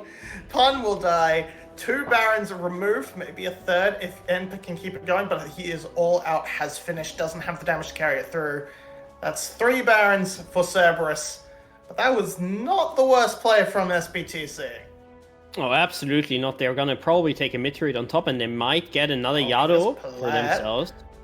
Palette's going for it. He's gobbled him up, and that Yado is just gonna survive because Artemis has rejoined, and he has completed that Lord Dominic, so he can tear through the front line and get another one back for himself. Get another 2. Maybe Dia, I just guess, walked too far forward. Okay, let's look at this fight again. First of all, Ego misses his Q here, or DNK is actually dead. Which then makes it a bit awkward because DNK can now actually get back into the pit. Uses W, Artemis gets kicked out and has to kite around. Emperor somehow survives, even through the Baron damage, and nearly kills him in the end. Then Yado tries to kill Emperor, doesn't have mana, can't kill Emperor anyways. Emperor is just a battle tank, just runs around, tries to get anything. Jinx then mistakes his own Malphite for an enemy and tries to ult him. But in the end... Happens to the best of us. Yeah, happens to the best of us. And on the mid lane play, I think Pellet just straight up saved the good Yado there by eating him. I think he was secret agent Pellet and just ate his enemy. Yeah, definitely not the outcome he was looking for. Definitely, for sure. But DNK now looking for this big sort of wraparound flank. Ego gonna find Emperor on the side. Ron should be able to pull him back in. So, all in all, there's the kick. There's the CC chain. He's gonna take a smidgen to die, but he will eventually. And DNK is still sitting in a bush. Sitting in the exact same bush we saw him earlier. Yeah, I mean, DNK is looking for another catch. It worked once, of course, onto Yado. But since then, he's not really had any impact. Overall, I feel like the Wukongs today, not really with the biggest of impact all around, I think. It has actually been the Lee Sins who have been dominating the jungle mostly. I think we saw one game where Wukong had the advantage. So, yeah, I'm not too sure if the priority on the Wukong is really warranted, at least in those best of threes, because there's always a small difference from day to day. Even if the patch stays the same, 2 teams can have very different outlooks on the meta, and that can shape a best of 3, of course, throughout the series. Absolutely. Right now, we saw a bit of a late recall from DO1, so this is going to give a lot of pressure for Cerberus. This Jinx Aphelios matchup has definitely only gone one way, and thus far this series, as more turrets do fall, and that will call it for the Baron buff so far, and Cerberus now sitting comfy, 8,000 gold, just looking to finish it off and bring us to game 3. Absolutely, they do, and it's not gonna be easy to find anything on SPTC's side. Maybe that huge Orianna ulti to change the game. Maybe it's DNK finding the perfect flank engage. Santa maybe taking out the Jinx and one-tapping her or something. I think that has to be the hero play here. But especially if you look on the AD carry position, it's completely doomed in items. And as I said, Artemis doesn't really feel the need to actually go Infinity Edge. He has more than enough damage, so he is actually moving towards that BT and able to just pick that up because he doesn't need that Infinity Edge. He just thinks, as more tanky as I am, the more damage I can do by surviving. The only way I die is if I get one shot here, so BT is the right choice. Yeah, currently working out the engage onto Pun, but Pun can just ult over the wall. It's a good trade, getting that big ultimate out for pretty much nothing committed. Palette's ultimate is down, but I'm not sure why that is. He took DNK with him. Oh, I see. Yeah, I they tried to. forgot you can do that. Yeah, it's. I was a bit confused because suddenly DNK were sitting in the middle of his team, and I was like, where did he come from, but he came out of Palette's mouth. So Okay, Ron gonna go look for a fish for a hook and gonna get punished for it. So will Ego. Artemis can't really do much, but now Yado is here. The rockets are raining down, but not quite able to make anything stick. Top town, just a top wave shoved in by Pun. Now going for this Anathema's chains, so he can continue building exclusively armor, and DO1 will still do less damage. I'm assuming. Yeah, I mean, it would be. I mean, he could also put it on the K-Sante if he thinks he needs it for the side lane 1v1. But I think putting it on DO1 and second more armor is probably the way here. Good engage though from the Wukong. Really finding a catch there basically onto Run OP and onto Ego, who were going a bit too deep. I'm not sure what actually kicked him towards... the shockwave. Shockwave, yeah. But that shockwave was basically invisible, or am I blind? No, I think the new shockwave particle effects are impossible to see. Right, please bring back the funny old one. I liked that. Anyways, Orianna, for sure, a good shockwave from her, pulling both people and killing them off, and making sure that you had your first team fight win really in this game, coming back a bit, 6,500 gold between those two teams. And now the Baron target for CES, they want to have SPTC walking, and Run OP wants to look for that hook. Pun is taking a bit of punishment here in the beginning of the fight. Usually you don't want to stand too far forward as a Malphite, because you want to, of course, look for the ultimates. Again, it's better if Ego or maybe even Yado takes some punishment instead, and the Malphite gets to have a free team fight. Here comes the Shirelius. Gonna find a 3-man knock-up is Pun.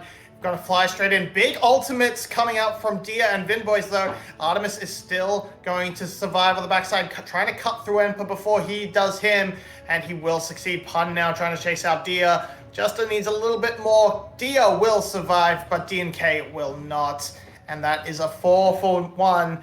Ego gonna look for a hunt. There's a teleport. Can he find him? No, he can't. I want to highlight Ego again. I'm pretty sure that Ego basically found the perfect kick onto Vinboys again. In the middle of that fight, Vinboys suddenly flying towards his own AD carry, flying towards Artemis, and getting one shot immediately. AD carry down, and we're in a reset for Artemis, just deciding to fight immediately. Yeah, Baron taken off. Baron will be taken off the board now. And with that, they can just reset, pick up a free Drake as well. We're just gonna see how this happens again. It's good stuff from Pun. Absolutely. Where's Ego. Oh wait, no! How did Vinboys Gale forced into it after the ultimate combos. Oh, okay. I thought Ego was surfing it, but the Vinboys was running it. My bad. Okay. I just saw Vinboys flying in. I just saw Vinboys flying into Artemis, and I was like, Ego did something incredible that I didn't see. No. Well. No. Whenever I believe in players, I'm just wrong. You know, that's why I should keep on flaming players instead. Also, funny story about that Infinity Edge. Artemis just decided to sell his Vamp Scepter and buy Infinity Edge instead. So yeah, that happened. Fair enough. Cerberus still has some time on this Baron. They're not quite sure what to do with it though. They don't want to split up at all, it looks like, but they can't quite shove in these waves and make it happen. So Baronov just kind of sitting around doing a lot. Okay, DNK, can Ego find the angle? He's gonna kick him into the wall, rocket from downtown, and there goes DNK once again. Yeah, that should probably be the angle where they get some turrets, especially in top lane. Now the wave is pushed in. They can take that tier 2, then probably tier 3, get 2 inhibs at least on this Nash push. They still have a minute 20 left. Oh, that hook was on top of Dia, I swear. But anyway, Dia doesn't get hooked. But it doesn't matter, the push is still enough for Cerberus. They can clean up 2 inhibs. Don't think they can end. No, they should not be able. Maybe they find the hook, maybe they find the engage. Emperor is already taking some punishment here. Ego's going to go straight in. Dia is going to be kicked the wrong way. That's one tower down. Ego is surviving. Huge engage from Pun. Going to pick up 2 in the knock-up. Ego goes straight back in and gets knocked up by Emperor. Emperor is trying desperately to kill Artemis. It's not going to happen. Another poor Palette taken far away from his team. And now Cerberus will run it down. And game 3 is on the horizon. 6 games today. And whew. They have been a lot of back and forth. Yeah, they definitely have, even though I think this game was pretty decisive from start to finish. It started out with good plays from Ego, 2 good ganks from him, and then from there they just kept on snowballing here and there. It was SPTC finding 1 or 2 decent answers in the mid game here and there, but not really anything to change the outcome of the game. Yeah, so takeaway is ban Annie. And Artemis should, and perhaps Jinx is just better than Aphelios, and they need to find a new answer. That's what I'm seeing as we take a look at the stats, and yeah, Artemis Giga carry. Yeah, I mean, it's a huge difference. We already saw it in game 1 where he would try to carry on the Aphelios, but just couldn't have the same impact that Jinx has, and it's just that small range difference. Yes, on one and 2 items, Aphelios is technically a bit stronger, but we saw that in previous metas where it was Aphelios Jinx matchup, where it just didn't matter whatsoever, because that small range advantage with that AoE damage and the reset makes Jinx just so much stronger once 2.5, 3 items come in. And these games don't really seem to be over before that mark, so I think the Jinx just being stronger right now. Well, with that, we have another game to get to just after a quick break.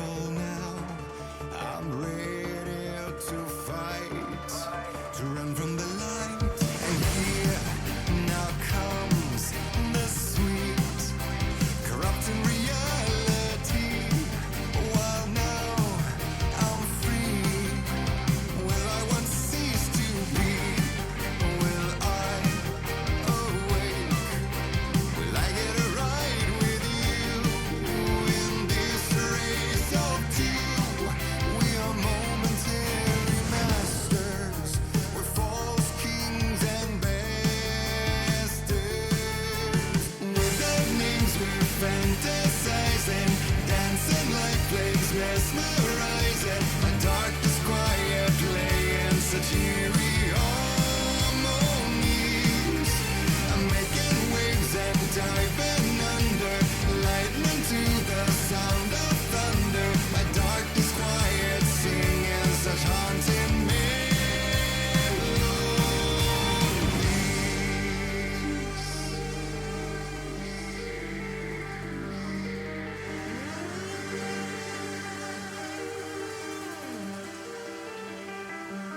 we are marionettes by strings animated, yet like lovers of strings liberated. We are marionettes by strings animated, yet like lovers of strings liberated. Without names, we're fantasizing.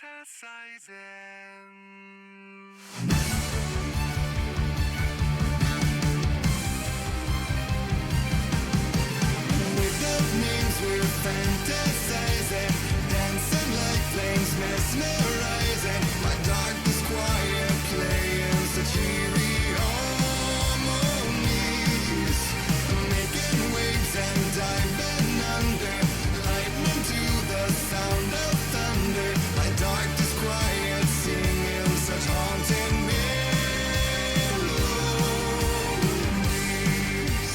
Brothers but not separated, marionettes animated, lovers of strings liberated.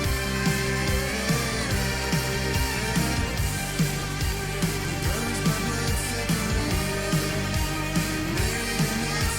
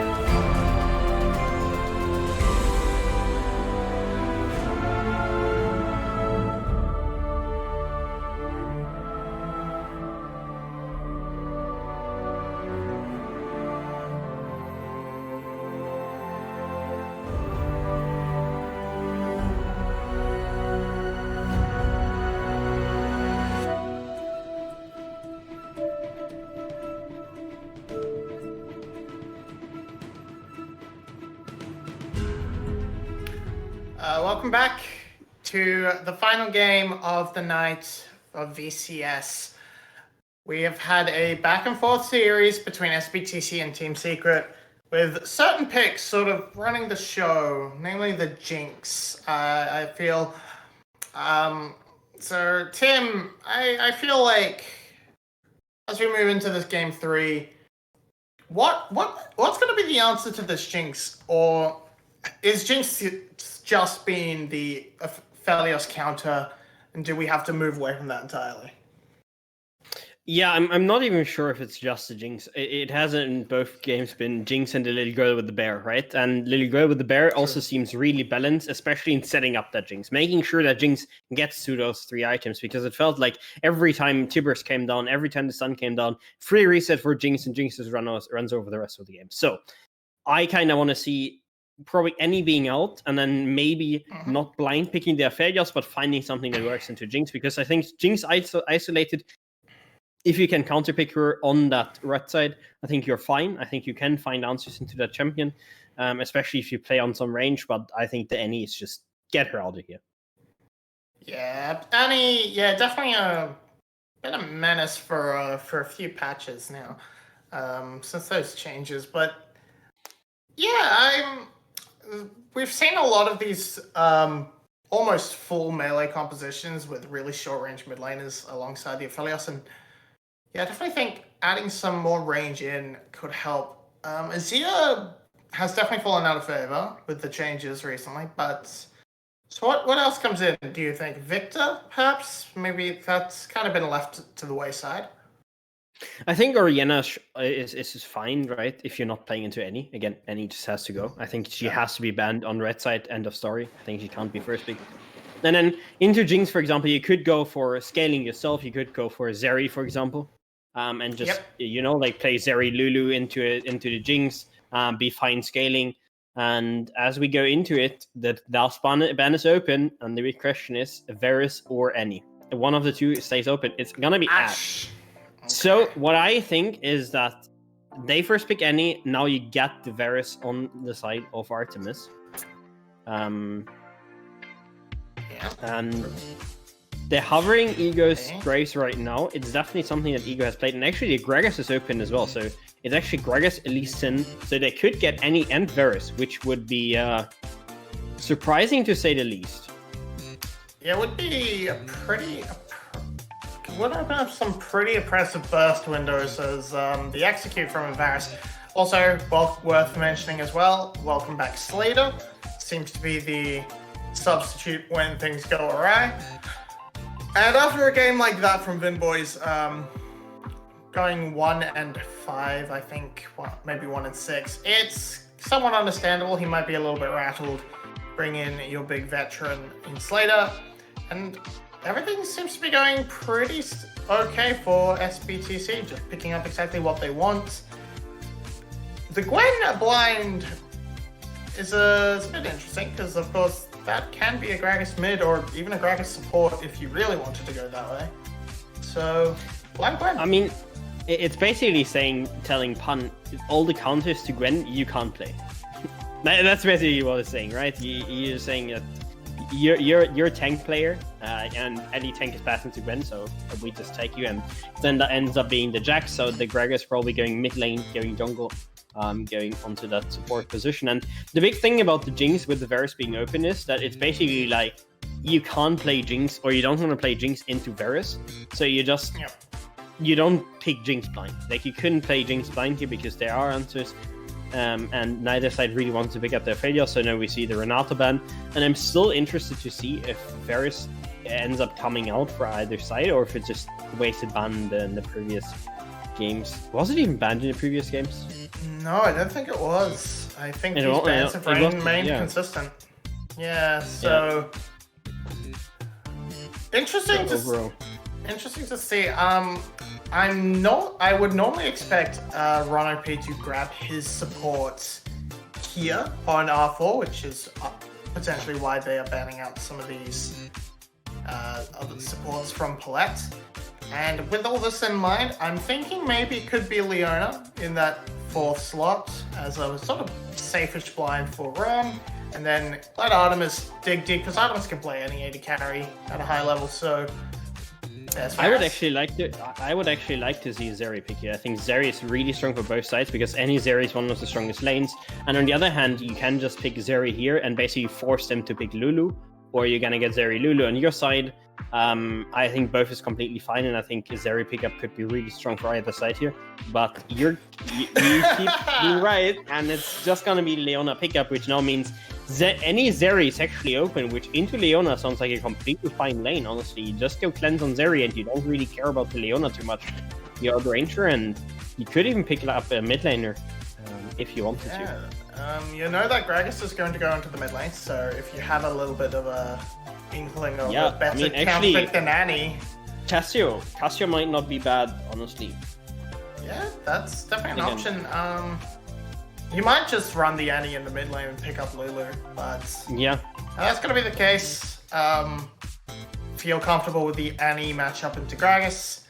Now, where does Artemis go? He sees the full board. What's he going to go for? I mean, Jinx is completely fine. No, I mean, you can play Jinx into Zeri for sure if you want to go there.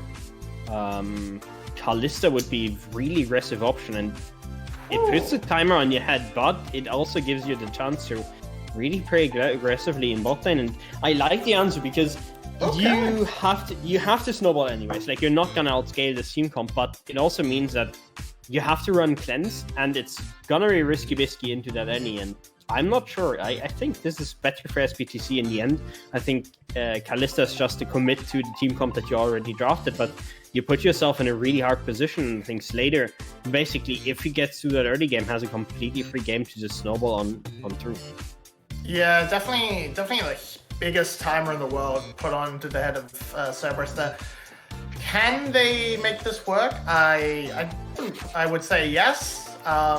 This bot lane should be able to get ahead, but yeah, if it starts to fall behind, if it starts to falter at all, and SBTC has not been the cleanest, Cerberus has not been the cleanest today, it could spell disaster, and if the game goes long, SBTC does come out on top. I definitely concur. So, with that in mind, these junglers, you're gonna imagine topside starts gonna try their best to hit their bot lane, and really this game is gonna, I think, balance around this Kalista. So that should be a lot of excitement. I'm hoping. Yep, can the Kalista kick names and take S? I think that is the big question here. He has to snowball, he has to be that monster in the bot lane, and he has to be that Artemis, that really strong Artemis that we've seen in 2021. The 2022 Artemis probably isn't enough to carry this game because it is not going to be easy, and especially your mid-jungle duo. Yes, Lee Sin Graves can do a lot, but Wukong and Annie, they are really strong. We've seen that in the previous games where they have dominated. And if they get to snowball, if they get to a bot lane to snowball, then the game can quickly just go awry. And we see that Palette has also decided for a more defensive rune setup, going into the resolve tree and making sure that he can't be bursted. Makes a lot of sense given the nature of Ron, OP and Artemis. Just want to try and kill that Lulu as often and on repeat as possible. Same with Slater, so you'll see a little bit of messing around at the top side. Not gonna interact too much. Even Palette committing for the relic shield does not feel safe at all getting into the engage range of Ron. That's gonna be a bit of a fun one. I hope to see these mid laners really try and push for prio and get to bot side. So until then, Cerberus gonna try and do their best to maintain that spot 2. Technically, I think they will always hold on to it, even if they lose, but they want to get through this first round robin with only the single loss on their record. Yeah, especially since it's only against GAM, so you only have that one team that you have to beat that you haven't beaten yet, and I think it is going to be the Cerberus question for sure, is can they beat GAM? And yeah. We talked about it before game 1. Maybe they have a better chance with Ego. Maybe Ego is that wild card that you need, and he has been very strong on that Lee Sin as well. It has been one of his signature champions before, and I'm going to be interested to see what he does. Prio for now goes to Palette and Slater, because they of course have that upper range setup and just outrange Artemis and Run OP. And at the same time, of course, they also know that both junglers are pathing towards bot side, so they don't want to overextend into one of DNK's ganks. Yeah, just gonna... Okay, Ego now gonna lurk around the mid lane. Dia feels a little bit safe, given, but easy flash body slam. Dia one's gonna flash, and the hook... the Sonic Wave will miss. So flash is traded, and you could look for a repeat a little bit later, but not quite able to get things rolling the way they wanted.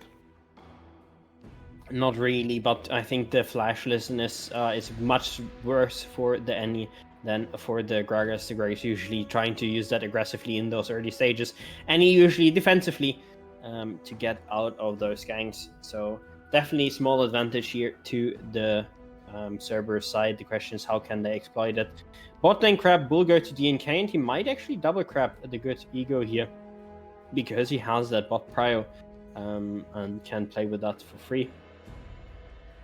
And so far, Artemis really taking punishment in this lane. They're not really looking to get any advantages on those early levels. Maybe once that level 4 or 5 comes around, once the first reset now comes around with the Vamp Scepter, where they can take more of that poke, they can get more. But so far, Slater and Palette just dominating the lane.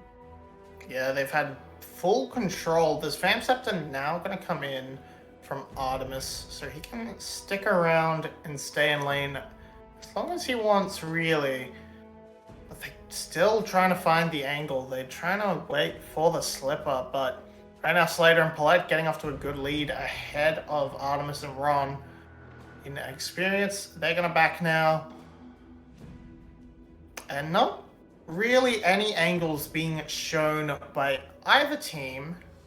Just an attempt in the mid lane, all that was shown. Okay, now Pun is going to try and get Emperor, but Ego misses once again. And that's going to be first blood over to Emperor. It's traded back immediately. Now DNK might look for a return. But just a kerfuffle. He's gonna trick him. Yep, there we go. Bumps him on the head. And Ego should not win this, given the health lead and 2-for-1 for SBTC. Yeah, and also something I want to harp on. I think Slater reset after 6 waves with 38 CS, which is literally the perfect CS you can have after 6 waves.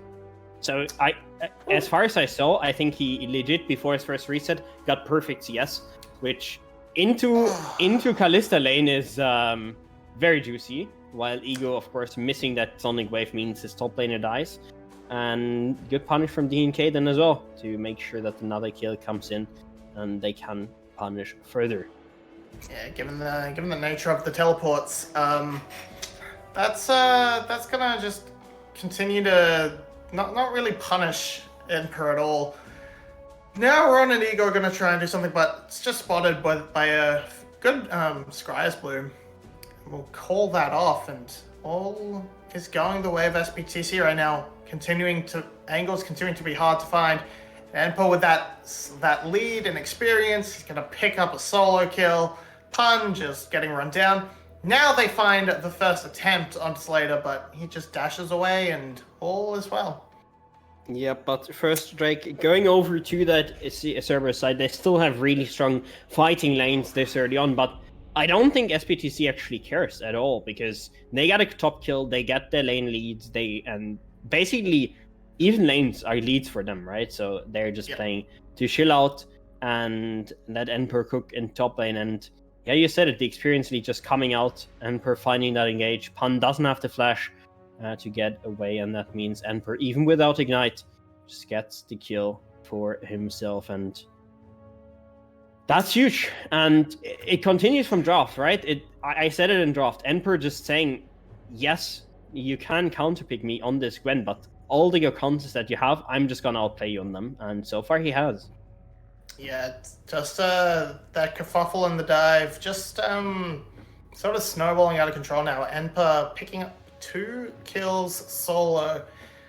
He's feeling really happy with himself. He's feeling really happy right now. He can just the Gwen accelerated. He's going to be a huge threat as the game goes on. So it doesn't even necessarily matter if Cerberus can actually get the spot lane off the ground, because Gwen is going fantastic and can just tear through what Cerberus is trying to offer on the other side. Anyway, big wave crashing for Pun, but this will just be collected. So there's still a lot of priority for Pun in this top side. He's still controlling the lane, but it's he's just slipping a little bit down in gold. He still spot DNK. And one thing we have to say is that with 5 really close range champions, the Gwen is gonna have a field day in team fights. I mean, that's like the ideal comp to play into as Gwen. You just run them down. And similarly, Annie loves these team comps. Wukong loves those team comps. Gwen is basically built to kill these team comps. If they can't kill her in the first engage, she will absolutely rip them apart. And Lulu, perfect to support her Gwen Oh, yeah, Zeri. Gwen. That works. Yeah, I mean, you can support the Gwen as well. We're playing Yumi all the way, my boys, and we're just supporting the top laner in the end. I mean, it doesn't really matter. I mean, Lulu can support actually both, and now the top game coming in. This is the bully pun hour as 0-3 already for this Jax. 3 kills for Gwen, and now she's gonna get some free time on this tower. And if there's one thing about Gwen, it's she cuts through towers pretty damn quickly. And this top lane, I'd love to get the little gold switcheroo where we get to see the individual players' gold, because I feel that 2,000 gold lead is pretty much entirely on top lane. Yeah. Very much possible. In bot lane, of course, Cerberus now getting something, but Palette also had to ult on the way. They have 4 people here, so finally small. Oh. Gonna talk about that. Okay. No. Nope. So it's small advantages for Artemis. He finally gets himself a plating. He finally gets himself something. As the mid laners are the mid lane the entire time. Nothing happened in bot lane, of course. And Slater still absolutely even CS. He is shilling. He has 10 CS a minute so far. So I think he doesn't really care. And continues to not care. You can sort of see the anxiety of Cerberus right now. Just running all the way through the jungle, just trying desperately to catch someone out of position. Dia may be that person. They don't need the Gragas ultimate. They just kick him in the head and follow it through. That's a kill for the side of Cerberus. Desperately needed, and Yado is going to reap that reward. Well played from them. It was that one kill they needed to get. And one thing we have to say is that Ego is absolutely dominating in CS currently. He has 25 CS as an advantage. And just a good gank from behind. And he didn't see it coming. Couldn't really flash it either. And so in the end, he dies. And with that, a little bit of gold back. It's only 700 gold actually. So it's not too bad currently. But again, the scaling of the team comps are just not that even. And Enfer might be looking for a 1v2. He is ready for it for sure. Gonna walk away. Doesn't have the ignite yet, so that might dissuade him a little bit. But he's gonna do just fine. And now he has a monkey in his corner, and Pun might be in trouble. Here comes DNK. Here even comes Dia. Just gonna be a teleport force from Yado, and they're gonna call it off. But hey, that's a freebie. That's definitely one that you take. And again, in bot lane, Slater and Palette are just absolutely shilling. And yes, Artemis is also getting free CS, but who cares if Zeri is getting free CS, honestly? If Zeri, Lulu, free CS versus Leona Kalista, I think you're more than happy. And it's really going to be about that mid game. It's really going to be about Yado. He was not aware of DNK in the bush. He's going to get away with a good cask. But with this Rift Herald in pockets, this may still spell trouble for the Fat Man. This will crash. Okay, they're not gonna try too hard to punish. But still, more gold. And okay, finally Paulette has found an Artemis. Artemis is gonna try and do his best, still waiting for that rend. In comes the Fate's Call, knock up onto Slater, but they're not able to finish it off. Here's Ego. Sonic Wave will miss, so this falls off the play, and they get all the summoners out of the bot lane. And Ronopi still has his flash. So round 2 could finally be the opening that Cerberus is looking for. Yeah, but at the same time, also both summoners blown from Artemis, and he had to be really careful. They were playing with gold advantage and item advantage specifically because they had the first reset. But now that the reset comes in, I think it's more than fine for Slade. Again, second Drake taken by Cerberus, but that's completely fine for SPTC. The moment they want to contest, it's the next Drake. When you have first item on any Wukong on the top lane, and Slater has his tanky item as well, he can start scaling, and that's going to be the deciding factor for the game. Now here comes the important part, is Pun's gonna just do a little bit of harassment. Will this Drake be useful? No, it won't be. So that's a potential win condition for Cerberus out the window, as Chemtech Drake shows up and disappoints everybody, just like me. I mean, to be fair, it's not the worst team comp to have a Chemtech Drake with. As Slater is really creative at getting out, but there's Yado coming as well, so he should die in the end, and it's the first kill for Artemis, who is looking to buy some time. He was waiting a bit, was dancing a bit, but in the end, the kill comes through as Shutdown comes in on the Jax. And that now suddenly means that you're building yourself win conditions? Are you building your enemy win conditions? What the hell happened in top lane?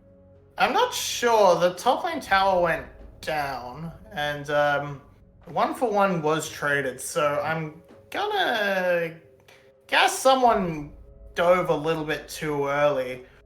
And now with the tower being traded on the bot lane, it's pretty good gold for the side of Cerberus, given the essential 2-for-1 across the map and shutdown. I'm gonna see in the picture-in-picture, just they basically ignore pun to try and force the tower down, and that lets them get the kill on Emperor. Yeah, really not sure about that one, but in the end, it is still the turret taken, and you said it, Cerberus, they're still keeping the gold close, and why we're saying that Cerberus is behind and so on, it's not really because of the gold lead, it's because of the team comps and how they interact with each other.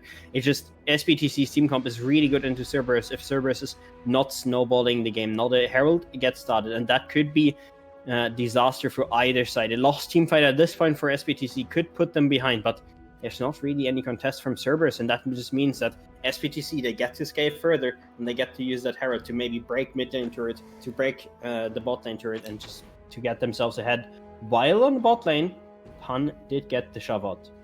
Pun is going to get the push, but not really going to get much more than just this crash. Yeah, it seems like Cerberus didn't really want to fight that, weren't in position, and didn't want to commit the teleport. So just gonna be a free objective for the side of SBTC. Gonna see where they can land that down, as, well, we're at the 16-minute mark. It's 1,000 gold ahead for Cerberus and, for SBTC. And is that where we say, okay, Cerberus can't win? Or are we waiting for the 20 minutes to call it quits? No, I think they can still win, and especially they have a lot of outplay potential, right? You have Lee Sin, you have Gragas, you have Kalista. Those are all high mechanical champions where you can find outplays, and I wouldn't completely write them off. I think the decision is really taken in 2 minutes. How is the next strike going to be? Because that's the big fight that Cerberus wants to bait SBTC into, and it's going to be the fight where SBTC is weakest in comparison to that Cerberus team comp on basically even gold. That right now is the case, right? So whatever happens at the second Drake, if SBTC gets a good fight and that Drake, I would say they're in a huge lead at that point. But if Cerberus finds their fight there, gets a third Drake, I think they're completely on pace to win the game. Even though the game is much slower than it should be, they still have the pace to win the game from there. All right, Wits End coming up shortly from the side of Artemis. He needs that. He's gonna get a lot of value out of it. Ultimate comes through, but that dash over the wall is enough to keep Slater alive. As it would have been good from Rono Pete, but just a smidgen slow on the follow-up.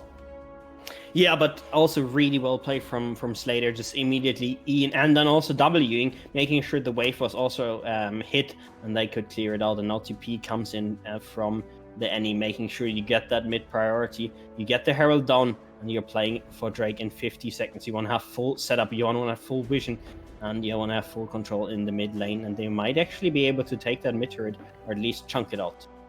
Yeah, they even spot Ego with that Farsight ward, and now should have full control over this river. It's still a little bit early. They can't just collapse straight onto the dragon, but they do force Yado to respond top side. That's not a good start, but the plus side to Tibbers is he just creates a lot of threat on his own, even without that. Ego goes straight in and finds the kick, but they can't follow up on it. Pun is now in the middle of it. Slater will actually fall down now. And now, can SBTC still carry Enpa just kind of left to his lonesome in the middle of 3? And we may have called it a bit early. Oh, I might have called it a bit early, rather, because here's Cerberus finding the fight they wanted. That outplay potential you talked about, it's come online.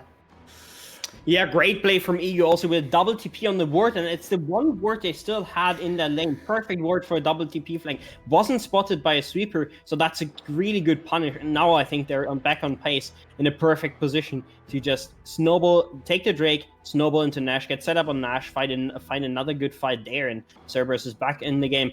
The big thing that I have to talk, or we have to talk about is why is Dia1 a griefer? Because if he actually flashes in that Tibbers, Artemis is safe dead. There's no counterplay for Artemis, but he misses the Tibbers, and now at that point the Tibbers isn't up here. Slater just can't get out.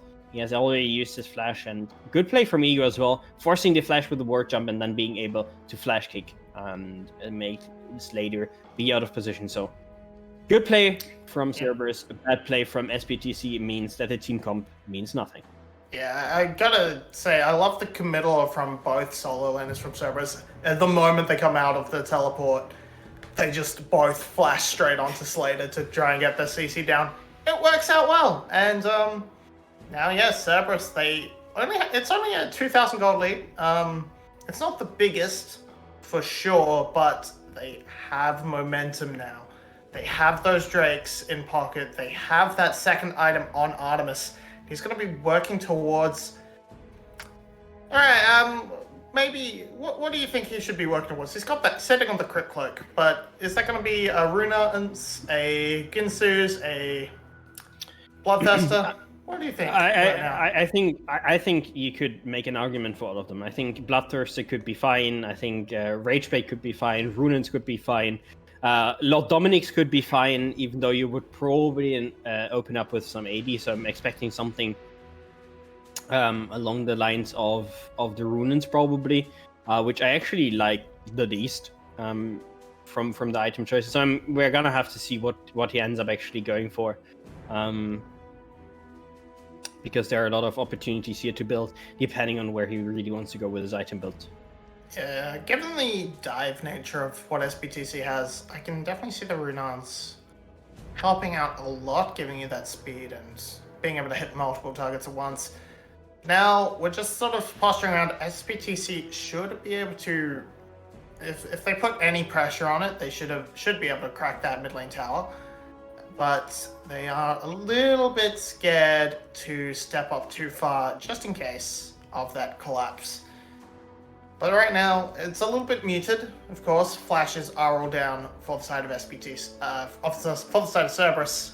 Dia still has his, having, of course, not blown it in that initial engagement. So, looking for the Tibbers, looking for something for SPTC to try and claw their way back into it.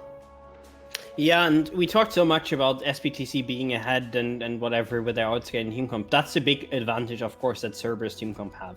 Their team comp are incredibly good to take the smallest advantages they can get and push them through. And the gold lead itself isn't that big. I think 3k gold lead could be survivable. The problem is, where does the gold actually lie now? Because the Jax suddenly has 3 kills, is really strong in the game, and the Kalista is incredibly strong, and the rest of the members are just solid. Even without gold, so they're just in a good position while the counter engage is not happening. This counter engage is gonna work out extremely well. The knockback onto Annie, and now Ego on such a strange angle, gonna ward kick Slater. He's gonna get run down, and SBTC just trying to commit, but they commit to the wrong target. Trying to blow up Ron OP with a Fate's Call in hand leads to this situation where Baron is now an easy take for the side of Cerberus.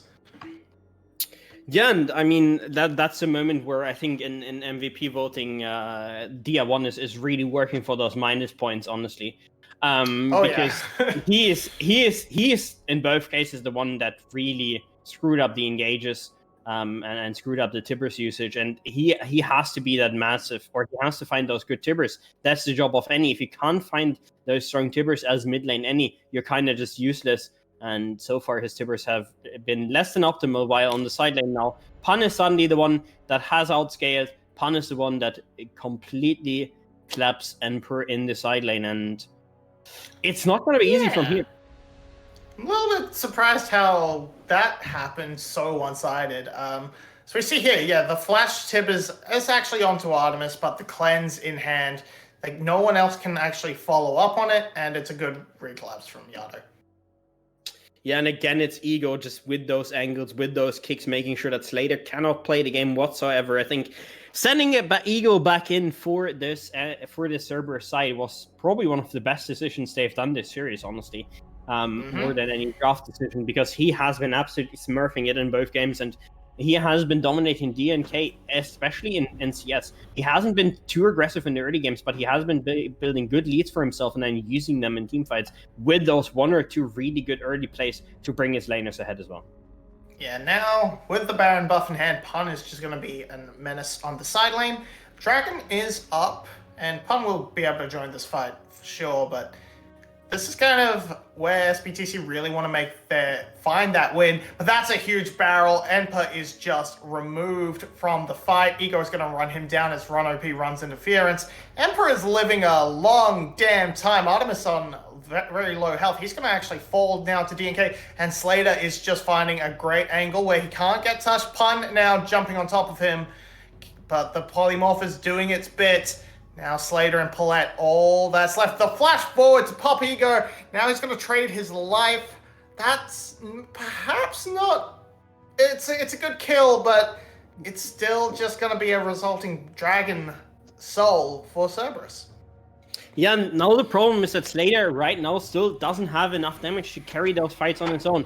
If he just has a little bit more damage, 10% more damage, 5% more damage, this is a team fight that he can easily carry. And we see it's a great barrier from Yado to open it. Then they commit onto Emperor, but Emperor just doesn't die. And now the split commit, Run OP is actually going for Slater. Slater in a great position, just being able on the side of the team fight to dominate. And Artemis just dies in the CC, dies in the damage. And that's also because Emperor just didn't die before. And now Slater's already low to start off the teamfight, and I think he flashes onto Ego because he thinks that Palette's gonna have shield back up again soon enough, because he kites forward the step. I think if he kites back a bit and doesn't get minion blocked, I think the shield is gonna be back up. Yado can't reach, and then Slater can actually carry the teamfight. It's just a game of inches right now, and that's because even with the gold lead, the team comp of SBTC is still really, really strong. And Slater, if he gets a bit more items, can carry those teamfights still. Yeah, now gold lead 5k, soul in pocket. This is the lead Cerberus is really hoping can walk them home. Spirit Shojin now completed the GA. Very early pickup from the side of Artemis. And Slater working towards some armor penetration on the other side. Why? That's a fantastic question. That's Wits and MR boots on top lane, MR boots in jungle, MR boots in mid lane, Wits and on AD carry, and MR boots on support. But Guardian Angel. Can somebody report Slater? Yeah, Where Infinity Edge? You know, I was talking about the Draven that built no damage just by being 4-0. Yeah, that was Slater. Ah, yeah. So it just no damage Zeri. Yes, okay. Yeah. I mean, at least he didn't build rapid fire cannon on Zeri. That's true. That would be a new one. I'm yet to see that. But Cerberus now crashing down this tower. They're looking to put the nails in the coffin while they still can. While Slater doesn't have those items on board just yet. Not going to quite come together. They don't have the pressure required. It's a bit hard to siege without Baron, given the fact they have all the range of, a football. I don't know where I'm going with that. They don't have any range, is what I'm trying to say.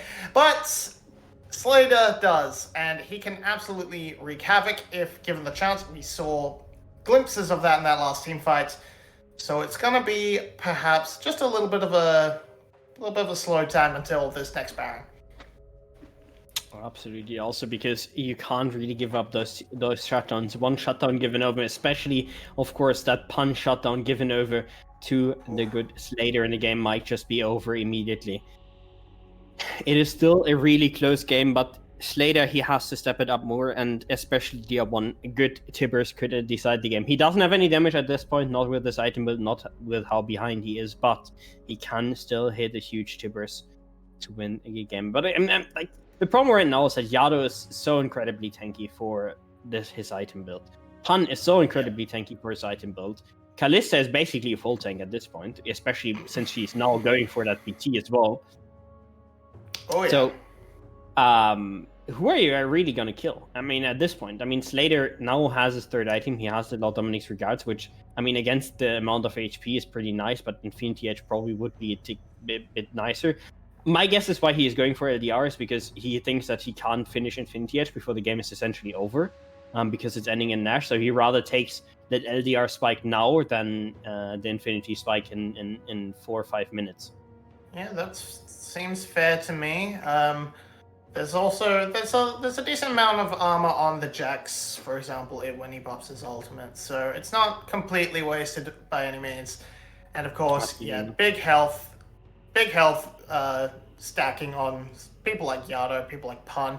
And now Pun's found a good angle to try and cut them off. The turn is big. They're going straight onto Emperor.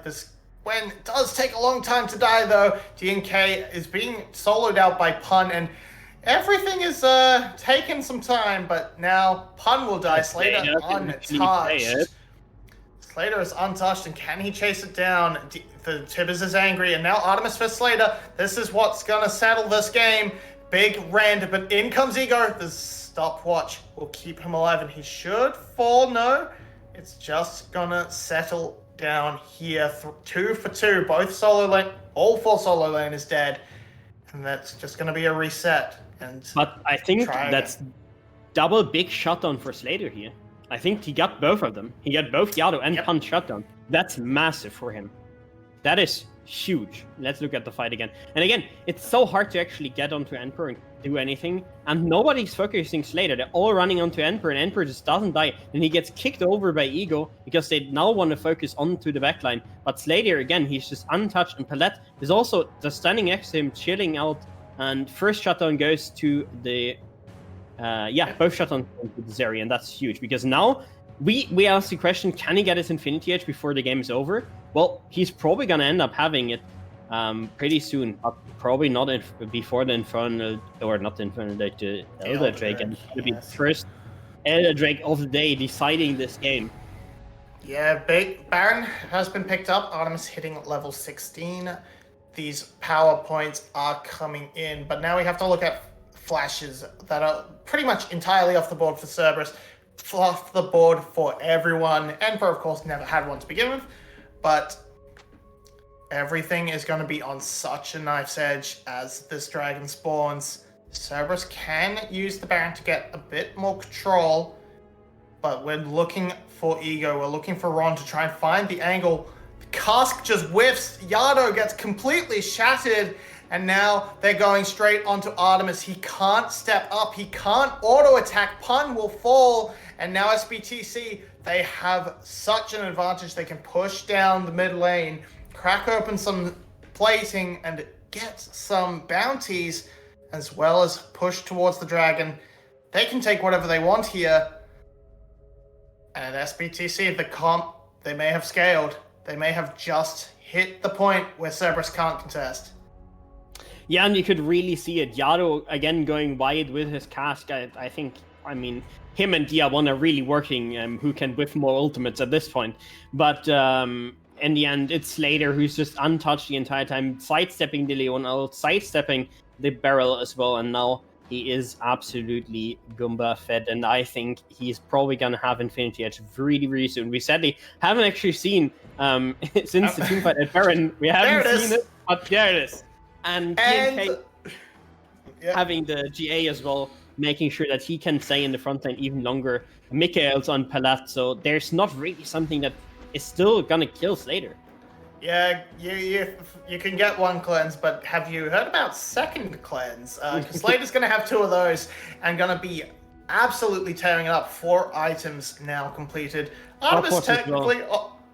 Stopwatch as well. Artemis technically on the same item breakpoints, but very different items with very different power coming in, and we just need Yado to do a little bit better in the next fight if Cerberus wants to put it all together, find that big cask, and they need to kill this Zeri. But it's so hard. They really need a good kick from Cerberus, from Ego. They need a good barrel. They need to find a flank, find a pick that's SBTC are not expecting. Yeah, absolutely. In SPTC, they're just gonna be a death ball comp all the way now. Emperor is already moving towards the team. They don't have a Nash, so actually getting turrets isn't that easy because we can see the cast are just killing the wave altogether. But in the end, it's not gonna matter when you lose the team fight, and you will lose the team fight against this Elder Drake. How do you kill Slater? That's the big question that has to be answered, and the answers are Ego and Yado. Ego has his flash, Slater does not yet, and I think that is also why one of the reasons that SPTC is not really doing something. I think they, and I agree to a degree, it's so much easier to fight when they have their flashes back up, especially that Slater flash. He's basically unkillable once that is up, and the only risk is now getting caught out, him dying. So they don't do anything, they just wait for the flash to return, and then I expect them on the next Nash Elder rotation to really pick it up. Yeah, take it off the board. Don't let Cerberus have the opportunity. As you said, they can't really siege. They don't have the best engage or like pick engage, I suppose, to really set up something under a tower or get Cerberus out of commission. It would have to be a full commit on the dive, which can be quite hard to pull off against a Gragas. For sure, Pun gonna try his best to put side lane pressure down, but now Emperor, pretty much full build, should be. It's a fairly even matchup, I suppose, in this top lane, the side lanes. But you don't want to get caught out too far up, so I'm gonna back off. You want to know? Dance for the Baron. You want to know something that I just realized? Neither support has actually died. Yeah! They've both been just running around the map, just not dying. And usually you see the supports just, griefing it in, dying. Especially Lulu and Leona. Like, Lulu getting engaged and dying over and over again. I think we all know that from solo queue. Leona just sending it for the boys entirely the entire time. And neither has just died. Palette and Run OP so far deathless in the game. And the question is, can one of them actually do it until the end? Or even both. Ron even still has that stopwatch available, so it gets to continue living for a while. Gonna see who will die first. At this rate, it's likely to be Ron OP given the nature of his champion, but Baron, 30 seconds, 40 seconds, 30 seconds. We are going to see the fight that will hopefully decide this game. Because it's been a bit tense for a bit too long. I am ready for the explosion that brings it all to an end. This Ego, he is looking for an angle. See the gold. Individual gold and the supports and especially Dia1 is just he is sad. Dia1 is just not a happy chap right now. Someone give Dia any gold, please. Slater doesn't need any more. He's getting the ping port, so that's a win, definitely. But yeah, but one support has 2 items, the other one doesn't even have 2 items. That's just depressing outright, Yeah, in 36 minutes. So support life. Support life, definitely. Similar things though for the 2 junglers, especially on the side of Ego. He hasn't really gotten too much in a team fight, so he's also sitting on 2.5 items currently, and it's really all about the carries. And now it's all about the Baron, and it's all about Yado on the flank.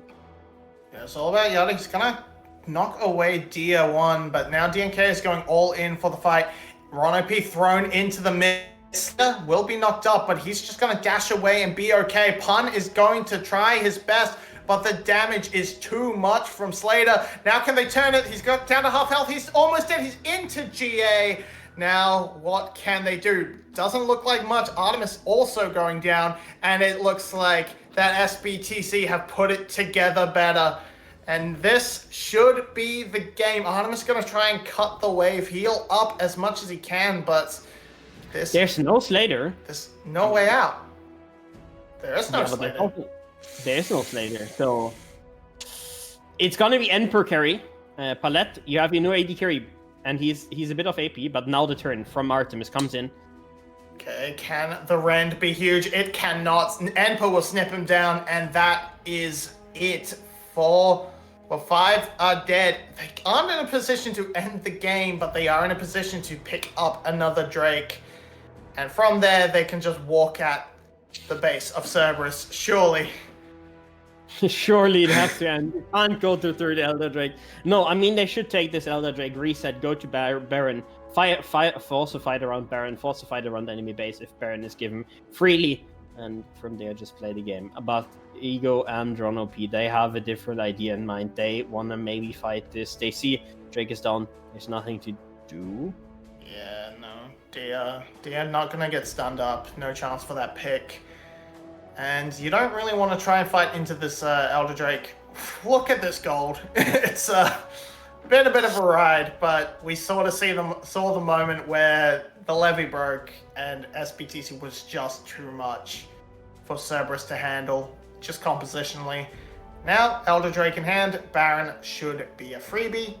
Maybe Ego goes for a steal, but is that even enough? Is that even worth it? He's looking, he's got a blast going. They're not risking They're not looking to flip it. Ego hopping into the pit quickly, hopping back out. I think they just want to have a fight around here. Slater is looking for that wall dive. While on the bot lane, Gragas and Jax are doing Gragas and Jax things. They're running around scared. They're having a grand old adventure. Gonna start up this Baron again.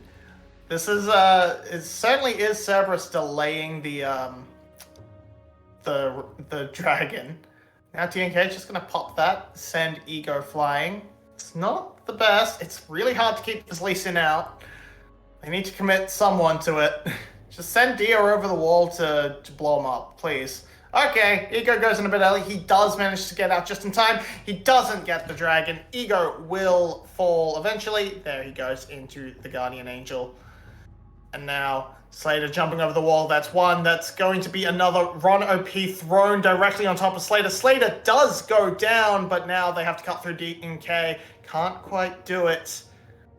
But that's a pretty decent kill. That might delay this game even more. Yeah, I mean, we joked about the third Elder. If they can't break the base with this Nash, then it's gonna be on to third Elder, I feel like. At the same time, bot inhib, of course, was falling. And Slayer just getting a bit too hype, maybe, going over the wall, diving too deep. Just take Ego's GA, reset, and then look for a fight. I mean, Well, not even gonna if be you easy. kill Ego, just stop there. Yeah, I mean, that's also completely possible. But in the end, they realize that yes, Elder Drake gives you more damage, but it doesn't actually make you tankier at all. Slater now with the BT. I'm not sure when his GA comes back up. It should be back up for the incoming break. Sold the Phantom Dancer. There we go. As DNK jumps onto Yado. I don't think that's bad. I think the auto attack he's putting out, he has enough attack speed, especially with his ultimate, to get through the team fights, and DBT just giving him more survivability against that incoming burst and dive. His flash gonna be up as well. Now they shouldn't be yet get caught, and somebody has to stop the pun in the top lane because he is trying his best. Pun, really bad laning phase, great mid game, not so great in the later stages of the game. Really hasn't achieved anything in team fights, and with a Hullbreaker also is not really looking for those team fights anymore. No, it seems that they've given up entirely on the team fight angle and just want to see if Pun can split push a victory, which is a bit hard to do with the current state of the game, and with Gwen just standing in front of you. Yeah, not the best. It's a plan. So it's a plan. DNK's plan is just to kill Yado instantly. Slater will pick that one up, and now can they turn around? Another good knock up onto Slater, but he gets over the wall. He is now A-okay. He is in the clear, and DNK will cut them down. Artemis still playing keep away from Tibbers, and the rest of the team falls to SBTC. Emperor is going to rip through Pun's health with the needlework. And now they're going to close out this game. Big stun onto Artemis. No, apparently not. That wasn't a stun. That one's a stun. That'll kill him put him into Guardian Angel. And now they're going to kill Enper, but they are not gonna save the game. Surely not. Come on, Pun. Okay, that's one kill. Sort of. That's later in GA, but there we go. Whew. They do it. They end the game. 43 minutes.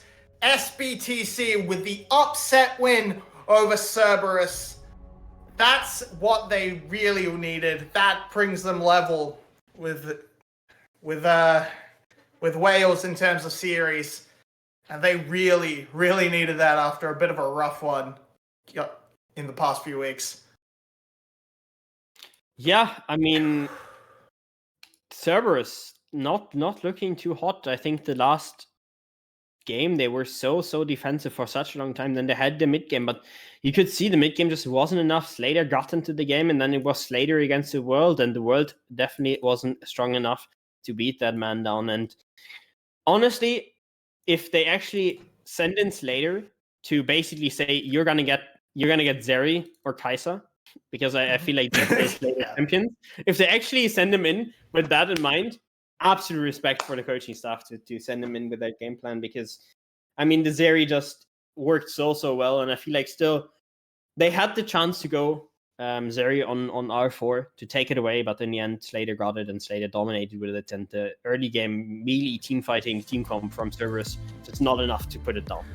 Yeah, we can sort of see Artemis and Pun doing their best, and it made a very impactful mid game where we thought maybe Cerberus could actually pull it out, but in the end, Zeri and Gwen hit their items and just started to walk through the team fights, and as long as Wukong and Danny were providing the CC they needed, that was it. And with that done, we are finished for today, and that is a round robin end for our 4 teams of today. Team Wales and SBTC ending 4-3 in that playoffs bracket. Saigon Buffalo might join them after their match with GAM tomorrow. We will have to see. Secret looking a little bit sad at the bottom, 2-5. And Cerberus still in a comfortable second place at 5-2, but it's a blemish on their record they didn't want. And that's any final thoughts, Tim? Not really. I think it has been a strong game all around. I think SPTC showed that they can compete, that they definitely don't have to hide. I think their lineup looked solid today, and Cerberus still has to work. I think their goal should still be contest for that MSI spot, but it's going to be a long way and it's not going to be easy. And they now have to show through the second round robin that they can actually beat up as well and not just be beaten up by weaker teams. Yeah, I will say though, at least Ego did look pretty damn good. So maybe we will see a bit more of him as the second half of the split approaches. But that is all from us tonight. I am Mawanogi. This has been Tim, and with that, farewell.